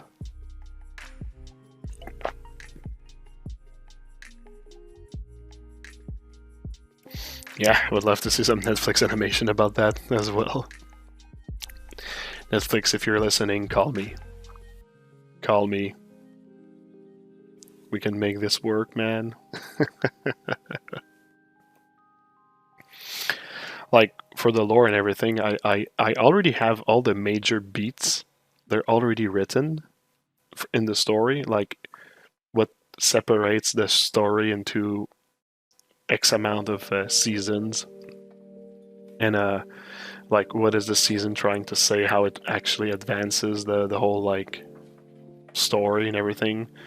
Like, what characters are focused inside of, like, the seasons, and why, and what would it bring that, and the relation between the characters. Like, there's, like, even when we're gonna have the website of Neo Apocalypse, even when this is going to be up, it's still explaining just, like, a little bit, just enough, so that, like, you know the characters a little bit more. But they're really in depth of, like, who they are. I think is easier to demonstrate in action, let's say. So creating scenes and really, like, making them react and act, well, act and react in a way that like reveals who they are as a person, is really, I think, the way of really getting to know these characters better. And so, like, I could explain it, like, on a website, I could do that, but I think that, like, it would be the appropriate medium to try to tell who these characters are, is if we do, like, an animated short or, like, a whole fucking series. And the video game would be not necessarily the best way of, like, explaining who they are, but it would just be, like, a fun, really entertaining thing to play as the characters, because, like, just me for fun, like, I created, like, moves and powers and abilities for each of these characters just in my head. When I sculpt, just ideas come to me. So, like, but this is going, there's going to be a little something on the website that's going to explain a little bit of that. You'll see when the website's going to come up, so stay tuned. But yeah, I kind of had a little bit of fun with that. So knowing that the abilities that I gave the characters, I already know that I could actually make yeah, a video game out of that. Like, the idea is still very young and early, right? But if I was to create a video game about Neo Apocalypse, since it is a story that is very driven, really driven by the characters, and because of the type of characters that they are, at first I was like, oh, it could be cool, like some fighting game, like one-on-one fighting game kind of. But I'm not sure that this would actually, like, be the most fun to really, like, illustrate who they are as kind of like. Yeah, so I was actually thinking that maybe one of the best thing would be probably something like, let's say, like Metal Gear Rising, or like God of War, which is basically like a linear game, and you just, like, fight enemies, and, like, the story advances through that. And like, you can have, like, some dialogue or whatever to learn about the characters. I mean, God of War is a linear game, but you, through, like, the interaction with your son and this and that, you do have, like, enough to actually learn more about, like, the characters, and it's very well done. So there is a way to actually, in that kind of, like, tempo for a game, to connect with the characters and have fun with the fighting scenes and this and whatnot. So something like that, like something that has, like, really the, like, the over-the-topness of Metal Gear Rising and a bit of like the tempo of God of War, something like that. Nier Automata is also like a kind of like game that I could see, actually. Plus, I got some small inspiration for other stuff for sure. Like I've always loved the fighting style of Sekiro, but I mean, it's so masterfully done that I would not even assume that I can actually do it at that level. But there's some inspiration from there also, I think, that I would want to take.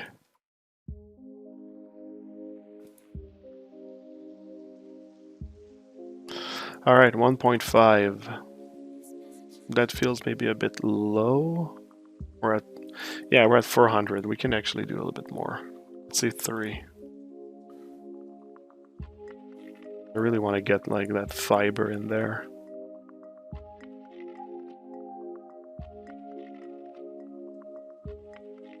That should be alright, I guess.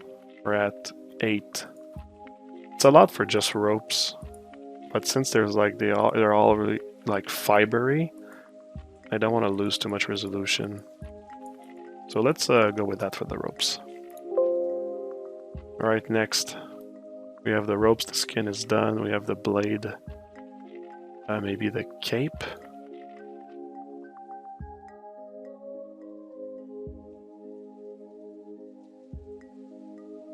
Yeah, this one is going to be a long one to decimate. I wonder if I actually should bring it down one level of subdivision before doing the decimation. Because I'm not sure that I necessarily need to really capture exactly all the grain. Yeah, that's what I'm going to do. There we go. So here's a little trick. Let's say that you know you're going to decimate your model by a lot. You don't really need to have all the full max resolution. Like just lowering it one level before decimating it is going to make it so much faster. And you're not going to want to have that fiber anyway at the end, so who cares? So let's, yeah. There we go. Yeah, that kind of background, it's amazing to see. Like, you can connect with the character and you feel like you're inside the story when it happens. Well, yeah, I mean, that's something that's important because, I mean, I'm selling like these characters, the designs of like what they are, and there's like a bit of storytelling and visually how they look, right? But I mean, like I wrote so much more, like just as a backbone to kind of like know, like for myself, know who these guys are, these characters are, and it helps me also to design them and that sort of stuff. So there's a lot of that's actually written. So there's a lot that I want to share also, and I feel it like if I share just a little bit more than just the visuals of who they are, maybe people will connect more and to these characters, and I feel that it's actually really important. So it's not just fun, it's like it's very useful at the same time. Keizu. Yeah, I decided to add some background music, especially for the next streams that are going to be like really long. And like I said, they're going to be there's going to be a lot of talking because you can see right now I'm just waiting that things are decimating. Takes a long time.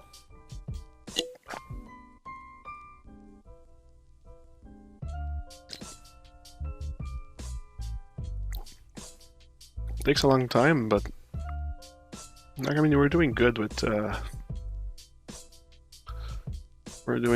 time. Like by the end of the stream, I'll probably have time to have everything decimated, and I can pick up maybe next stream on the next phase.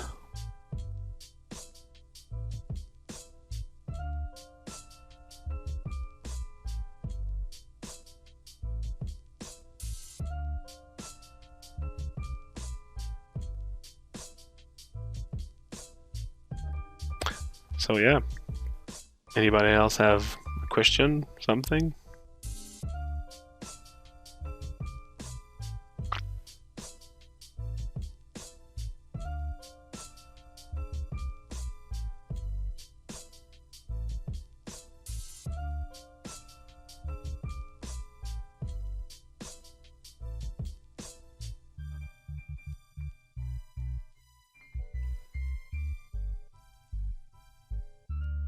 300,000 for this. Might be a little bit low. Maybe let's go for 8%.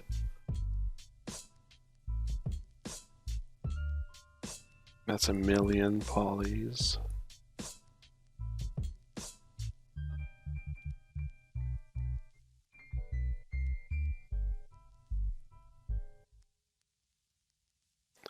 Look at the difference between the high and the low. It feels like pretty much everything that's important is there. And the rest will be in normal map.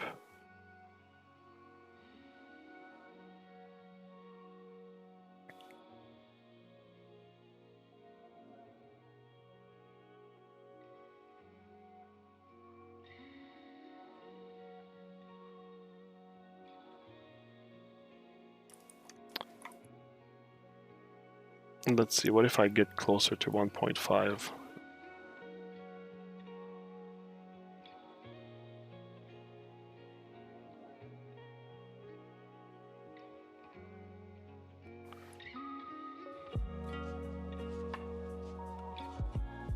Yeah, how much does it help, really? I don't think so. Yeah, let's stay at this level. Alright, another one that's done.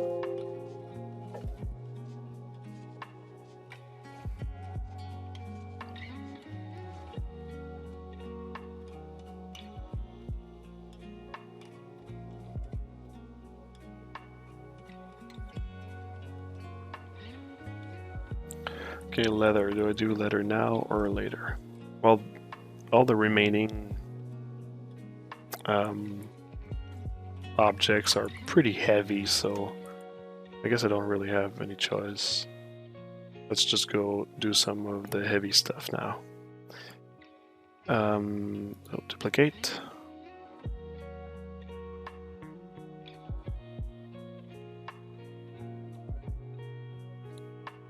Alright, brace yourself, this one is going to be a long one.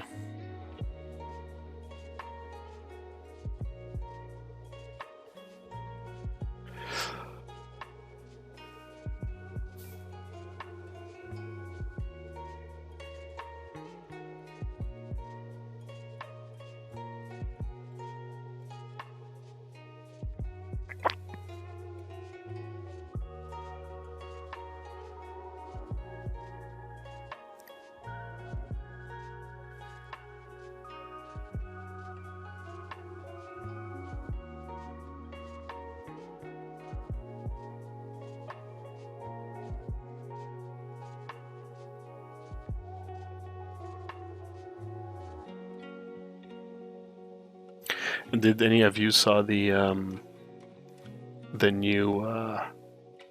new series of Cyberpunk on Netflix?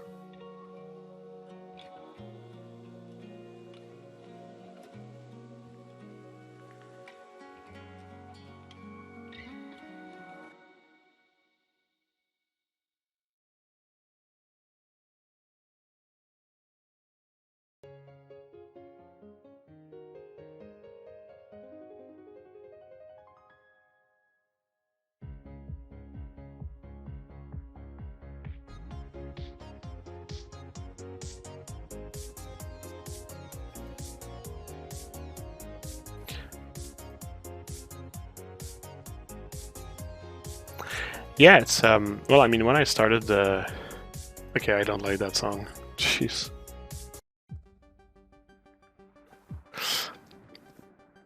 Yeah, when I saw the show on Netflix, I was like, oh, I wanted to give it a try, because if there's one thing that I loved about the Cyberpunk game was the entire lore and setting and everything. I just fucking love Cyberpunk as shit like this, and I was like, okay, I need to give it a try. And when I started listening to it, I was like, oh, okay, it's an anime after all. And at first I was like, oh, okay, is it just like made like Japanese animation, or is it actually an anime? And I think you could say that it's pretty much like an anime, but I find that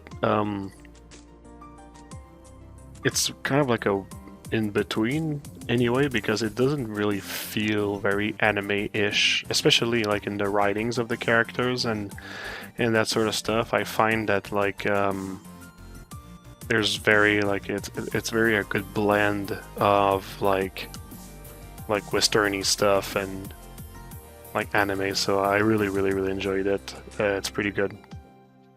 Yeah, I encourage you to watch it. It's just a ton of fun. It's I mean, there's a lot of blood. It's really gory, but like it's cartoon, so it's like who cares? It's not really like I don't know. It kind of like makes it fun because it's just so over the top in a sense, and designs are cool, music is cool, the animations are cool as well. There's a good couple of good sequences in there, and yeah, it's just plain old fun. Yeah, it was good. Oh yeah, I saw it. It was just amazing. Yep. I think it's like in my opinion, I think it's hard to say that it sucks because I think it's just so well done and fun that it's like either it's more like, oh, you don't like that style, or like, oh, you liked it. But like or at least like in my opinion, it shows that it was made with like a lot of love and everything. So yeah, no, I would recommend it. I would highly recommend it, actually.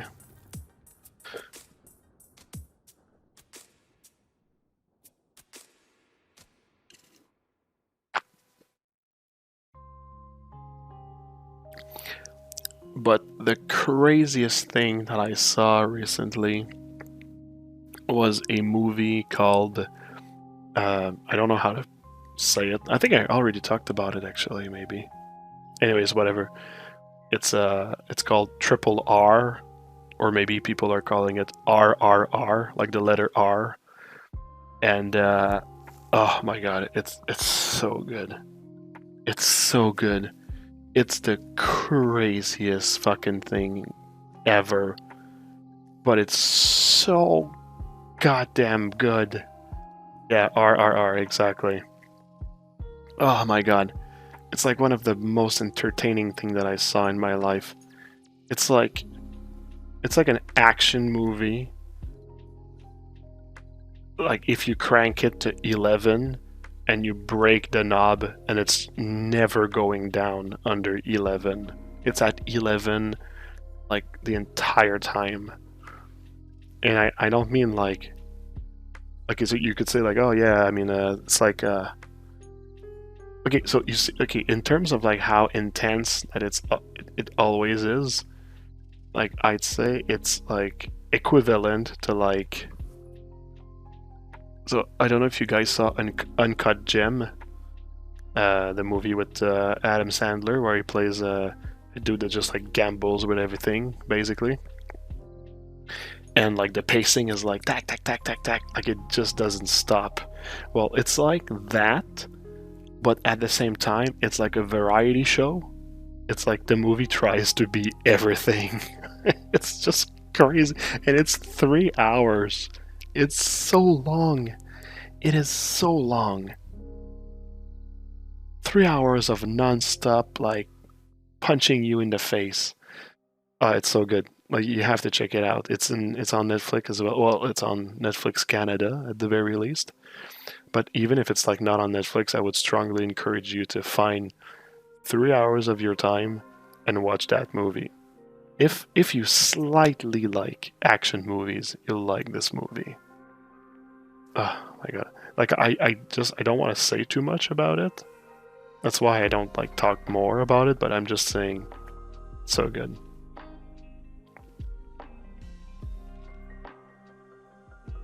Like my friend showed me that movie and we were just like standing up in the living room.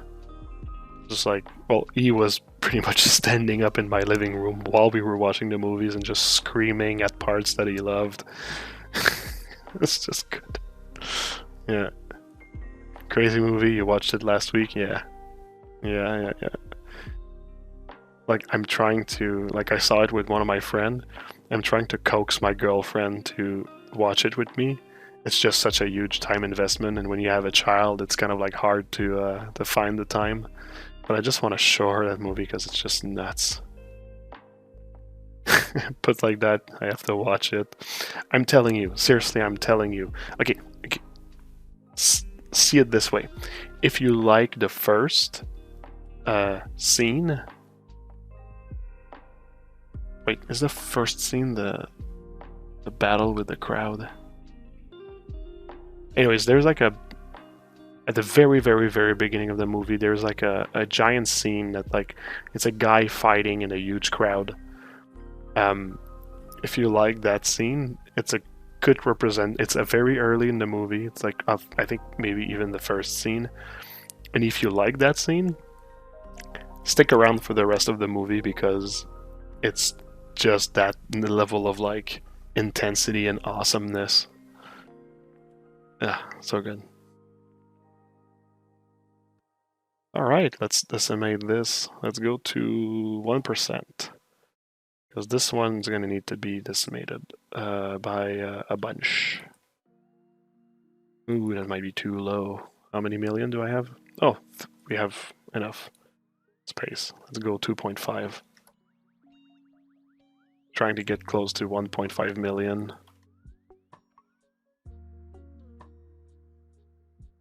So almost 1 million. This is kind of decent already. Just because it's a... Well, it's not a super important part, so let's keep it at 1 million maybe. Okay, let's do the second one.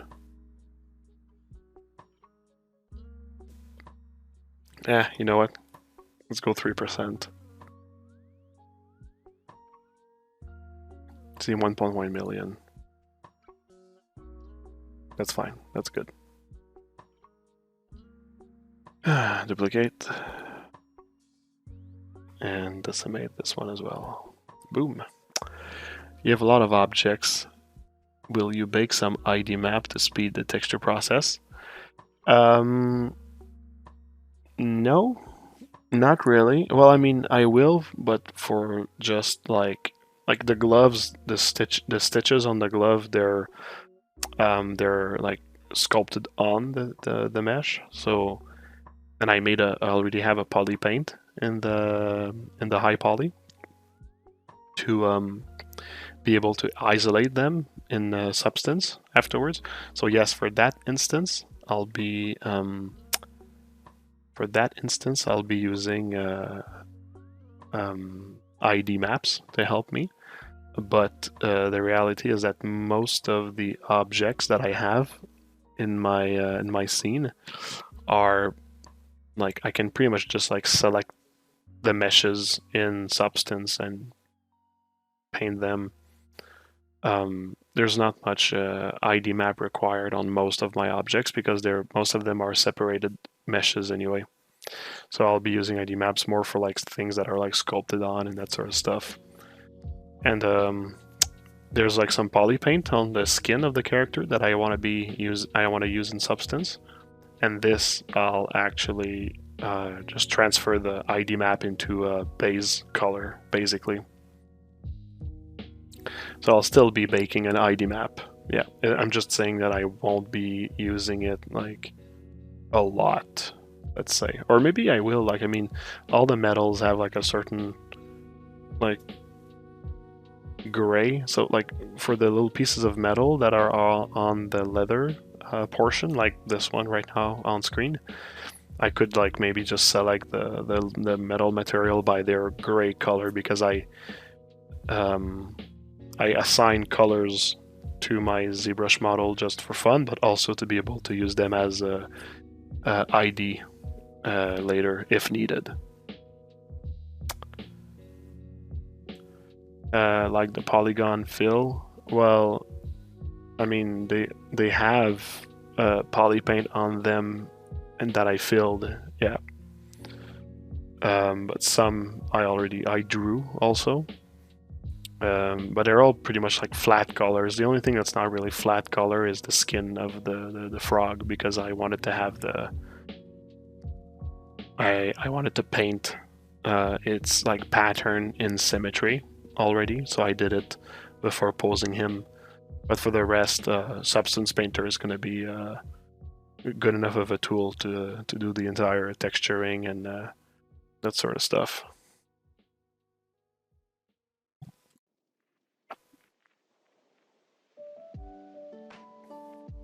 There is one thing that I'm not sure if it's going to look good, and it's the grain that I put on the metal, like the armor parts. And there is a possibility that I am just going to redo the metal parts. Like, we'll see how it looks in Substance.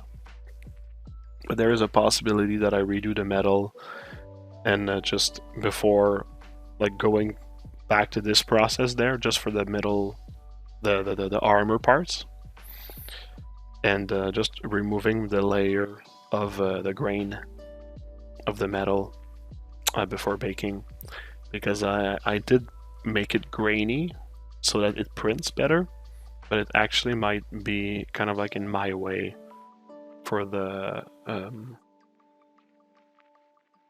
texturing, but we'll see.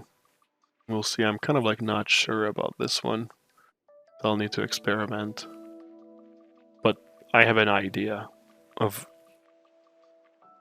that it could be a problem, so we'll see. I'm taking that in consideration. That's what I mean.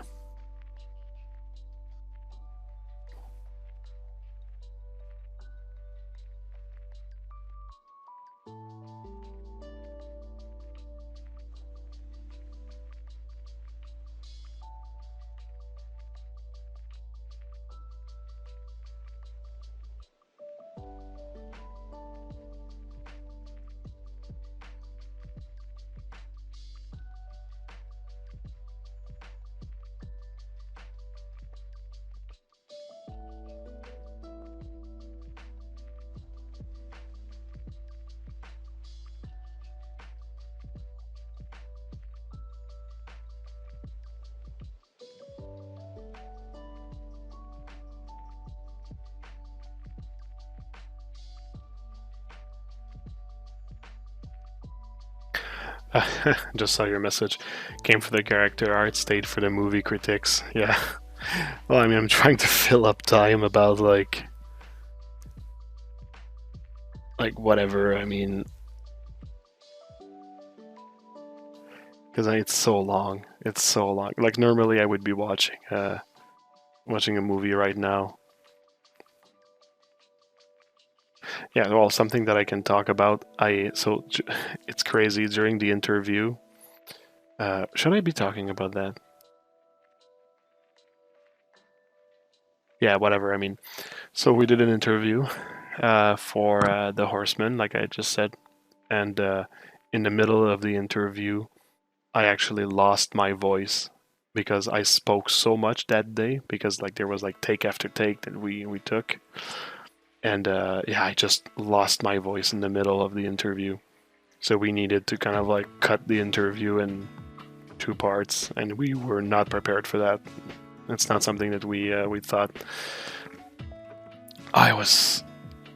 It sucked so much.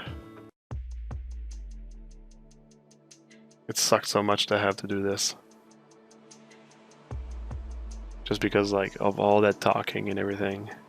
Plus, I mean, I was like sick while I did the interview.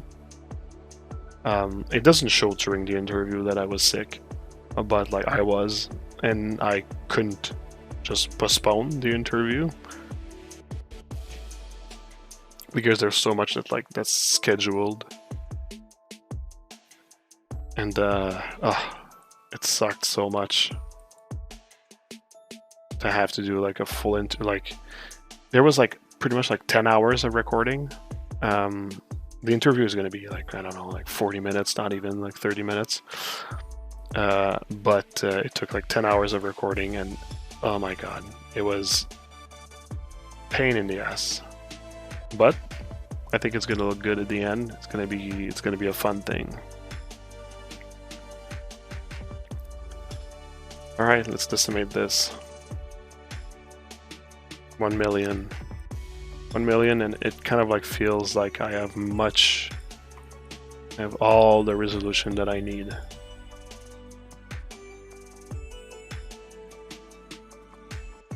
Yeah, I'm not gonna need more than that. That's already a lot. 1 million. Okay. Cool. So we're done with the leather.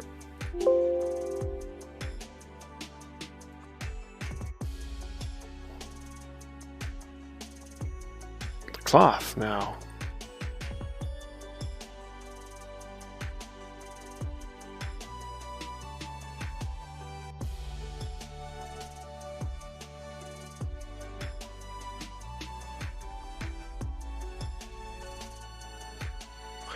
Boom. All right, people. Throw me questions my way. Anything. Let's chat. This is a just chatting stream after all.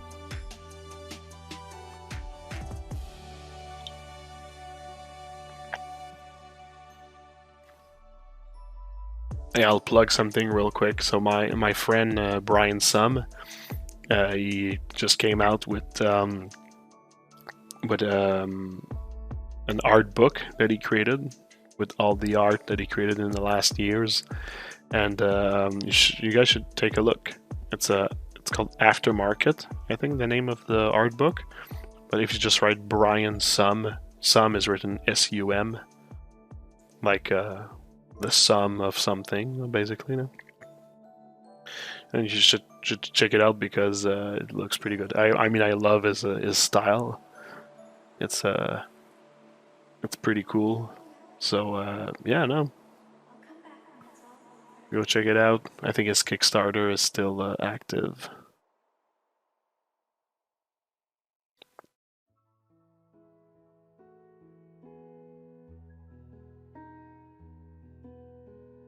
Okay.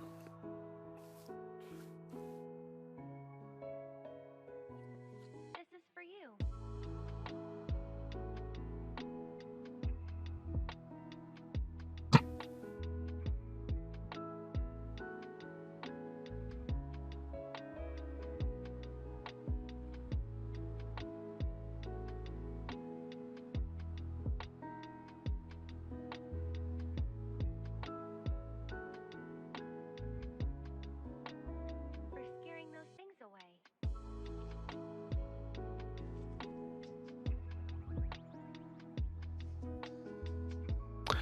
How about those great statues behind you? That's a great collection. Well, I mean, yeah, when I started to work in the collectible industry, I started to collect a little bit of them, just because I love that stuff, and I've been collecting stuff from my friends or things that I did in the past, like some of the stuff that I did for some companies. I was like, okay, I like this one, so I got the statues. Like at the back, like there's a lot of from a CD Projekt from the Witcher series, like the Witcher in Japan series, and those I created for CD Projekt, and I was like, yeah, I like those. I want to collect them. And I don't know if we're going to see on camera because it's a bit dark on the... Yeah, no, my top row is a bit too dark. But there is the Shogun Batman that I did for XM Studios that I'm super proud of. That I also collected. So yeah, no, I mean, the shelf is getting pretty like full... but like we're supposed, like soon I'm supposed to have like start some renovation in the house, and we're gonna build a basement, and I think I'm gonna get like another 2 shelves like this to continue the collection for later.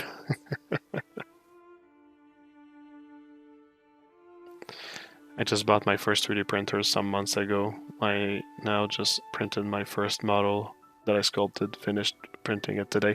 Cool, that's nice. It is a great feeling to be able to 3D print your own character and to be able to see it like in physical form. It's really a cool thing. Congrats to you for having done this. Which what's the printer you got?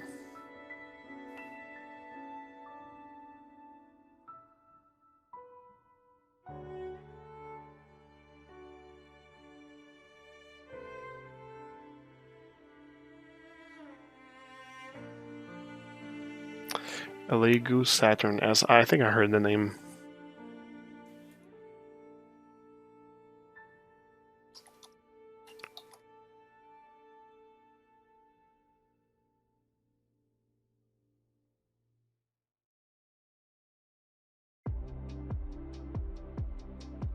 It's pretty affordable.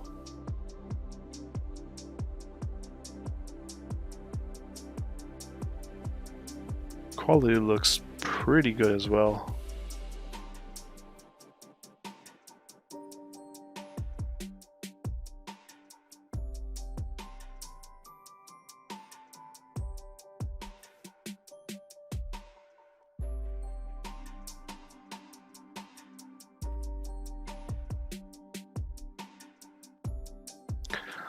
Well, I mean, it seems like a very good option nonetheless.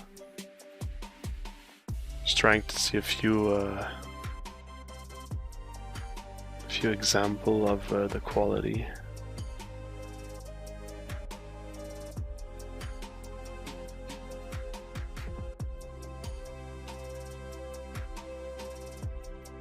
I mean, judging by the examples that I see,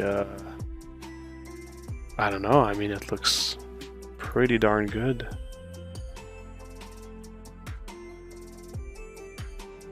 Huh.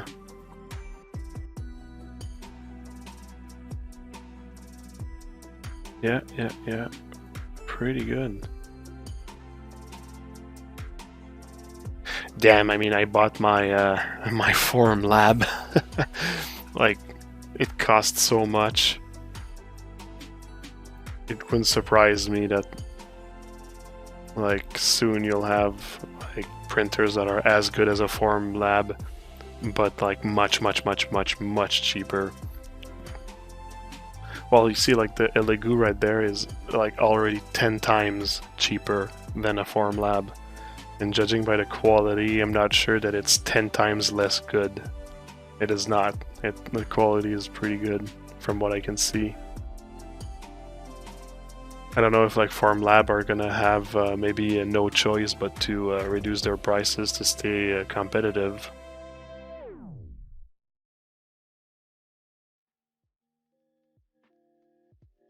I mean, we're still talking about like amateur printing, because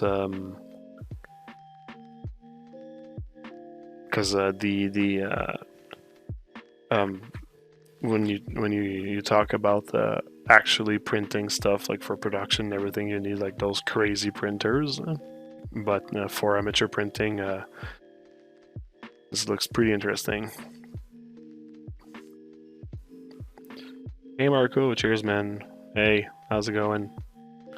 Welcome to the Just Chatting stream and waiting for Decimations to finish. Take a seat. Let's chat. Let's chat about something. Anything you want to know, let me know. Let's chat about it. Any question that you have, anything you want to know about Marco, it's now the time. The ball is in your court. The pressure is on your side.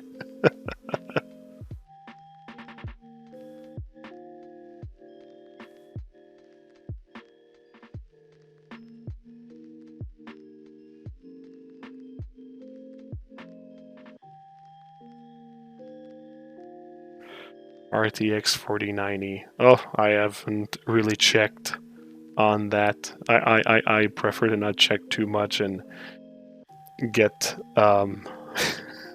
get disappointed by my graphic card.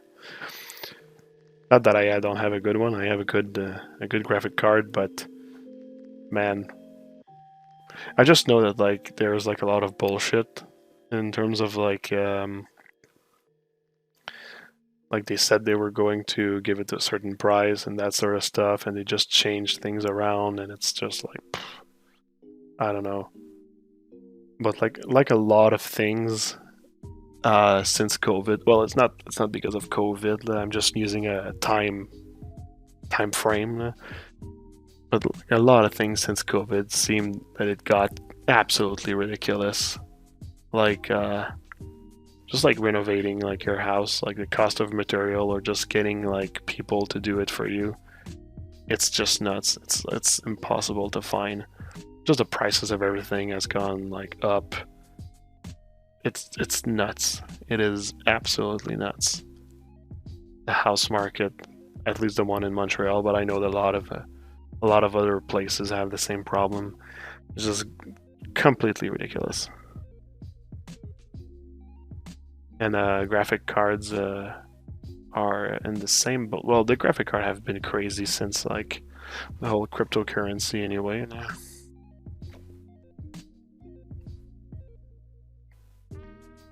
Okay, so I saw a meme about the graphic card, but I don't actually know what's the real size. Let me just check. Like, I just saw a meme, so I mean, it was probably blown out of proportion, but I just want to see the size of it without the meme.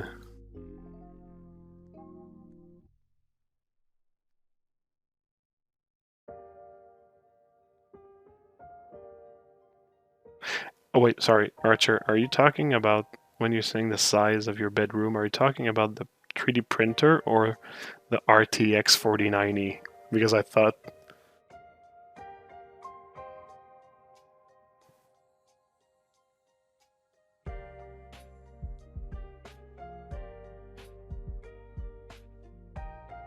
Oh, okay. Jeez, it's like a video game console. Holy smokes.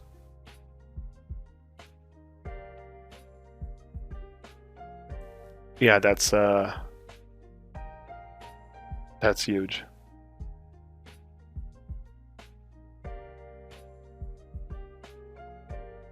There's a lot of comparison size with a banana. So what, that's the new like fruit that like people are using for size comparison. Look how big this thing is compared to a banana.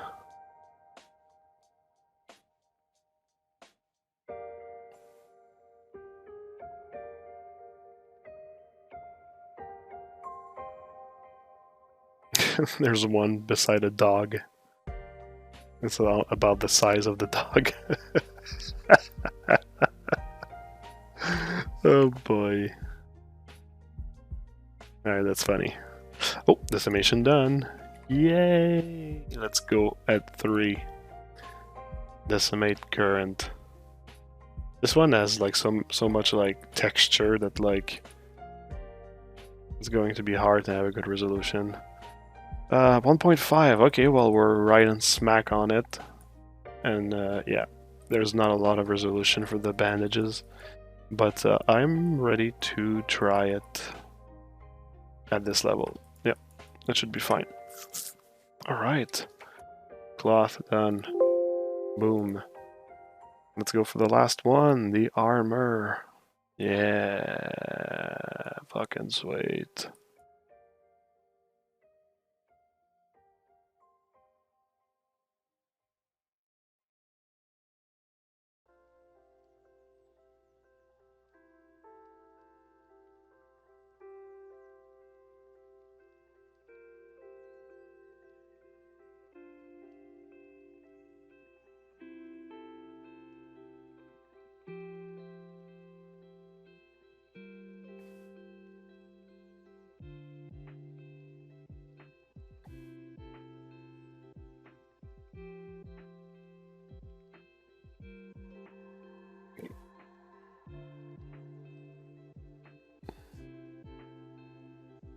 Yeah, imperial, metric, or banana.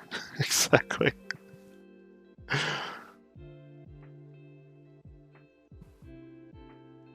It's like you hire somebody like to do a construction job in your house, and they're like, "Oh, so how big your house is?" It's like, like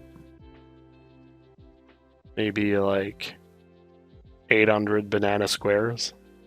Like, sorry, I think I heard you say banana squares. It's like, yeah, that's what I said. You heard me right, sir.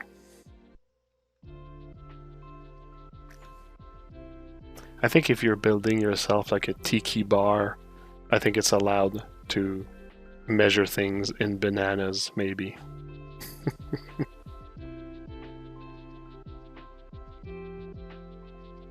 Ugh, don't ask me to start making push-ups, dude. It's like 11:40 at night. Ugh. But you know what? In reality, why not? Huh? Let's say if I was doing that during the day. Well, okay, no. So you know what? The last time that I was doing this process for my my 4 horsemen, or for the archangels, there was I actually decided to like, instead going to the gym, I decided to stay at home and do all the equivalent of like what I would do at the gym, but just do it with my dumbbells. And I was able to just like stay here and do like the renders and just do my entire gym sessions without, well, I mean, while doing this thing, which actually feels really good, because it really feels like you're truly doing 2 things at the same time, and one of them is good for your health. So actually, yeah, good thing.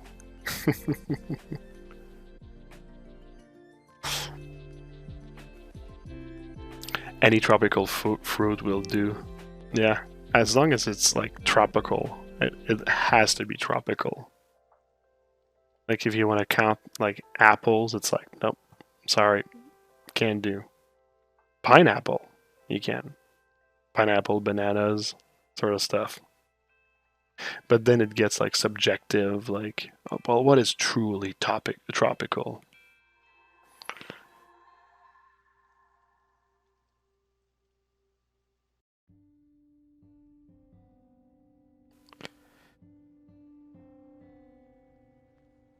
You should actually, Archer, you should actually, next time somebody's asking you about a measurement, you should tell them in bananas and just see their reaction.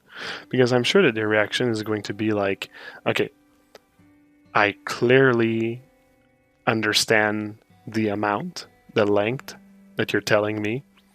I'm just not sure about your choice of unit measurement. And then you get to say, well, you understood my point, so who fucking cares? As long as you understand. Who gives a shit? It's like one that I do not understand, but is absolutely valid, is the weight measurement from the UK, like a stone. Well, first of all, they have like so much like units of measurement there. It's just nuts. It's completely crazy. Hello to all my Brits friends. But yeah, no, a stone. It's like they keep saying it, and I'm just like, I don't know.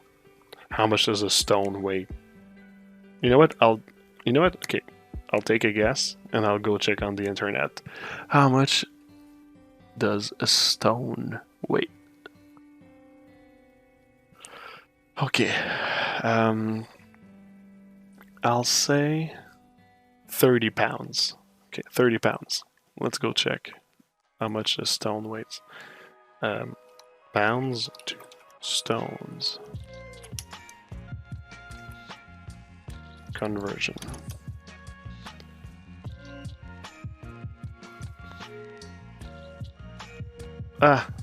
No. It's more like 15 pounds. I was like double over. Stone is 14 pounds. Yeah, exactly, 14. Build by saying 30. You know what? You have to give me credits that I was about double. It's like, it's a good number to be over. It's like, okay, my idea, just half of this idea. Almost smack in the middle. Oh, well, I mean, you didn't spoil me because I guessed before, so no worries about that. But, yeah, no, 15 pounds. Like, I mean, well, 14 to be more precise. But I kind of like used like logic for that because it's like, okay, well, like how much does really, like, how much people will consider like, oh, that's a good amount for a stone. It's like, okay, well, it's not going to be like a 60-pound stone because there's some people that can't lift 60 pounds, so they wouldn't know how much like 60 pound weighs. So it's probably like an amount that people are used to lift. So I was like, okay, like 30 is pretty heavy, but it's like doable. Like most people can lift 30 pounds. I mean, fuck, like a baby, a 1-year-old baby or a 2-year-old baby is 30 pounds. Like any parents can like lift their child. So that's why I was like, yeah. But yeah, I don't know. That was my idea behind it. You see, guys, we're just chatting. We're just chatting. We're doing decimation, but we're just chatting. And look at the fun we're having. Guessing on measurements. Yeah, that baby weighs about 300 bananas, I would say. Actually, how much does a banana weigh? Actually, average weight of a banana. So a banana is about 1 pound. Okay, all right. So like my child right now weighs about 40 bananas. That's how much my child weighs. 40 bananas. And he's probably tall like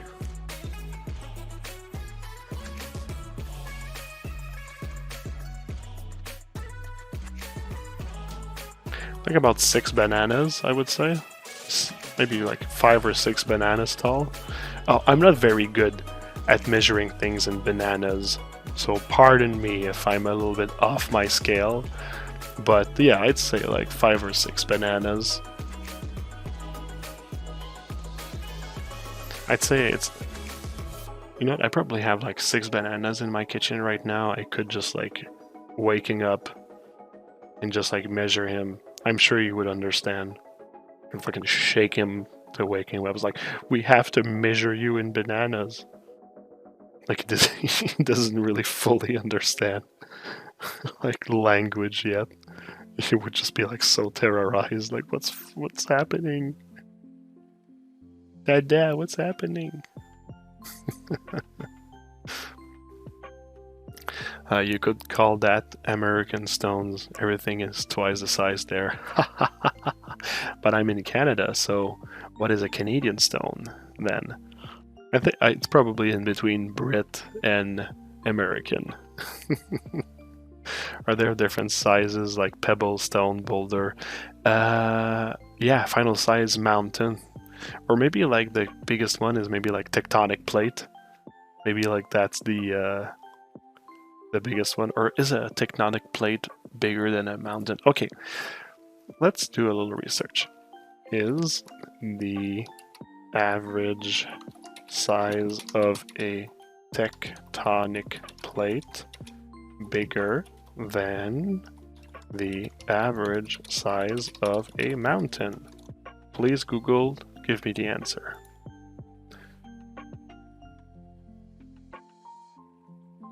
Okay, what is the average size of a tectonic plate?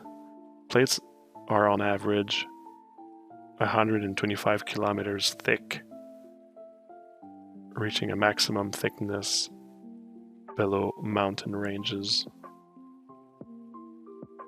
Okay, so that's how thick they are, but how long are they? Hey, you know what? I got bored of this one. I'm canceling this research. Oh, and our decimation is done. Let's just see what the chat is saying. Yeah, I'm sorry I don't use bananas. Can you convert in grapes? I don't think there's anything higher than stone. At least I've never met anyone heavy enough to need it. Imagine going to a doctor's visit and asking for everything in bananas. Yeah, exactly. It's like, I really need to know, but I don't know metric and I don't know anything else. Please let me know in bananas. I know, it's very educational. Recently there was something that somebody asked me like how big something was, and I gave him like an answer like this. It was very honest though. I really gave him an honest answer, but it was kind of like silly, like this thing that I used to compare. What was it again? Let me just decimate this while I think about that.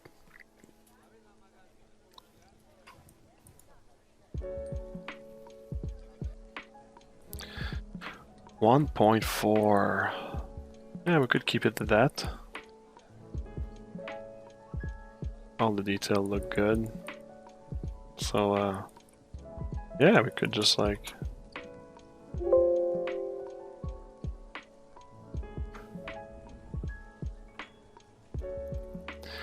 Alright, so... for the stream, like what I would need to do, the other thing I would need to do is just to export everything, but this is just adding insult to injury. Like we just spent an entire stream decimating. Not sure that I'm gonna spend like a portion of the stream like exporting the meshes. I'll export like one and I'll just like let you use your imagination. Just imagine that I did the same thing for the rest. Chainmail, no bake, fiber, blade, rope. Yeah, okay.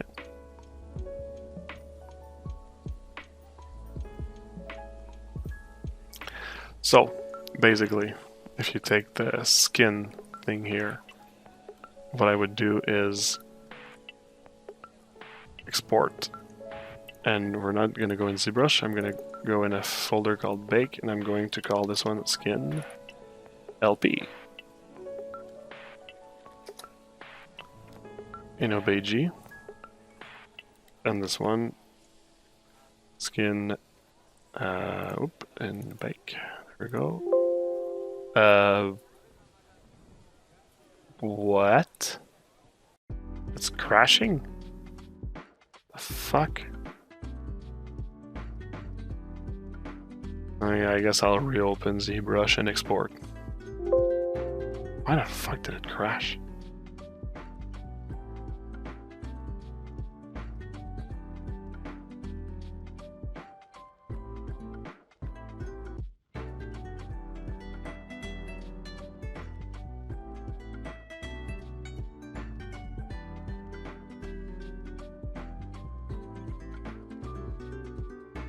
I need to go to bed. I need to go to bed. I am tired. But I am tired. Hey, if you know that meme, okay, if you know that meme, it means that you're at least as old as me. Because this was a meme when the word meme did not exist. But I am tired.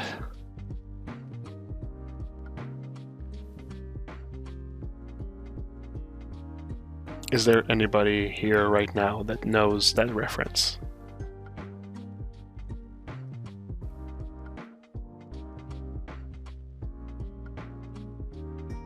Okay, dude, you don't need to save that.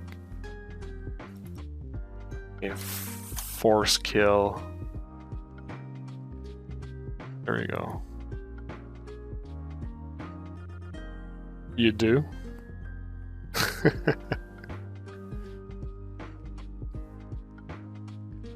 I think my bone just cracked hearing you say that. Yes, they did, sir.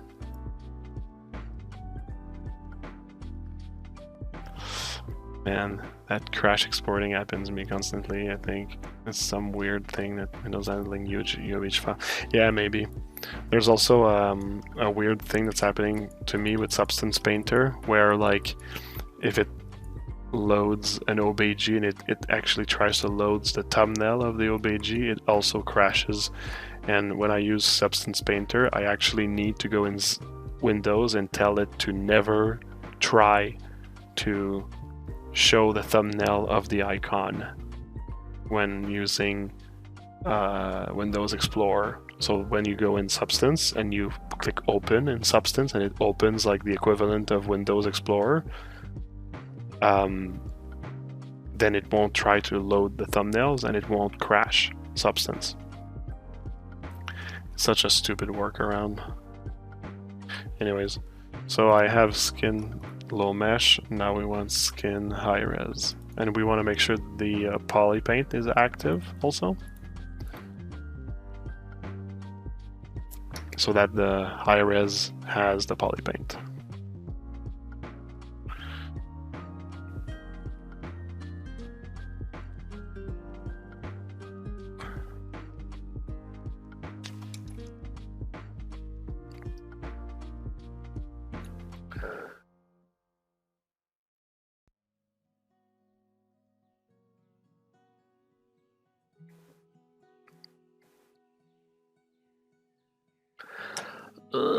And I think that the reason why not everybody has this problem with Substance Painter, I think it's because I have a software on my machine that converts OBJs into it makes the OBJs kind of like previewable.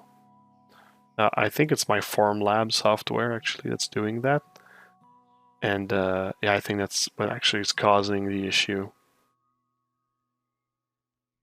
Alright, so we're done exporting. So that was pretty much my demonstration on exporting. If ever somebody needs a little tutorial on how to export a mesh, well, here we go. I just gave it to you for free. Alright? That's how much of a good guy I am. Ah, so nice. So nice. So, yeah. Well, you know what? I think with that, we are Dunzo, Washington. And yeah, you see it, Judahbox. Yeah, it's another slicer software, so there you go. So yeah, we're Dunzo for tonight. So like at least I was able to cover like the entire process of like the first step, which is to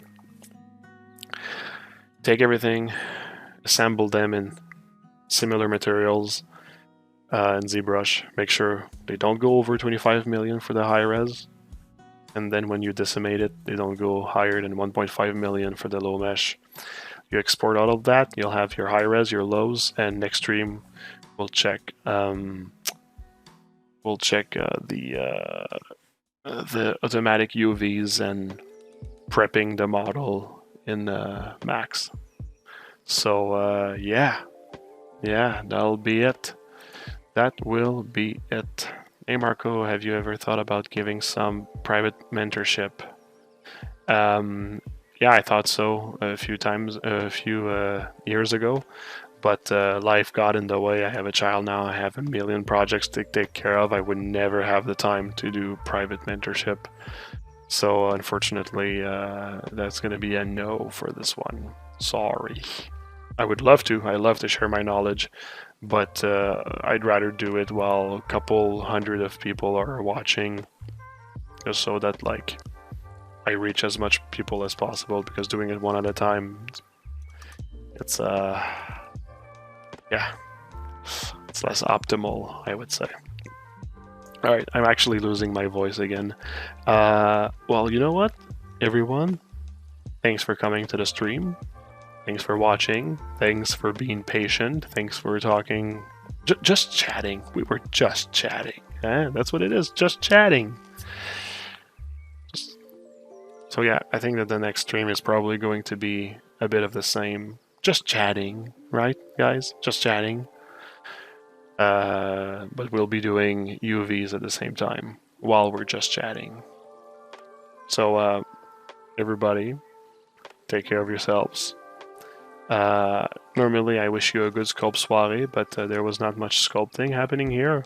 So you know what? I'm just gonna say stay healthy, stay positive, stay chatty, and we'll chat again on our next Just Chatting and UVs stream. Alright. Take care, everyone.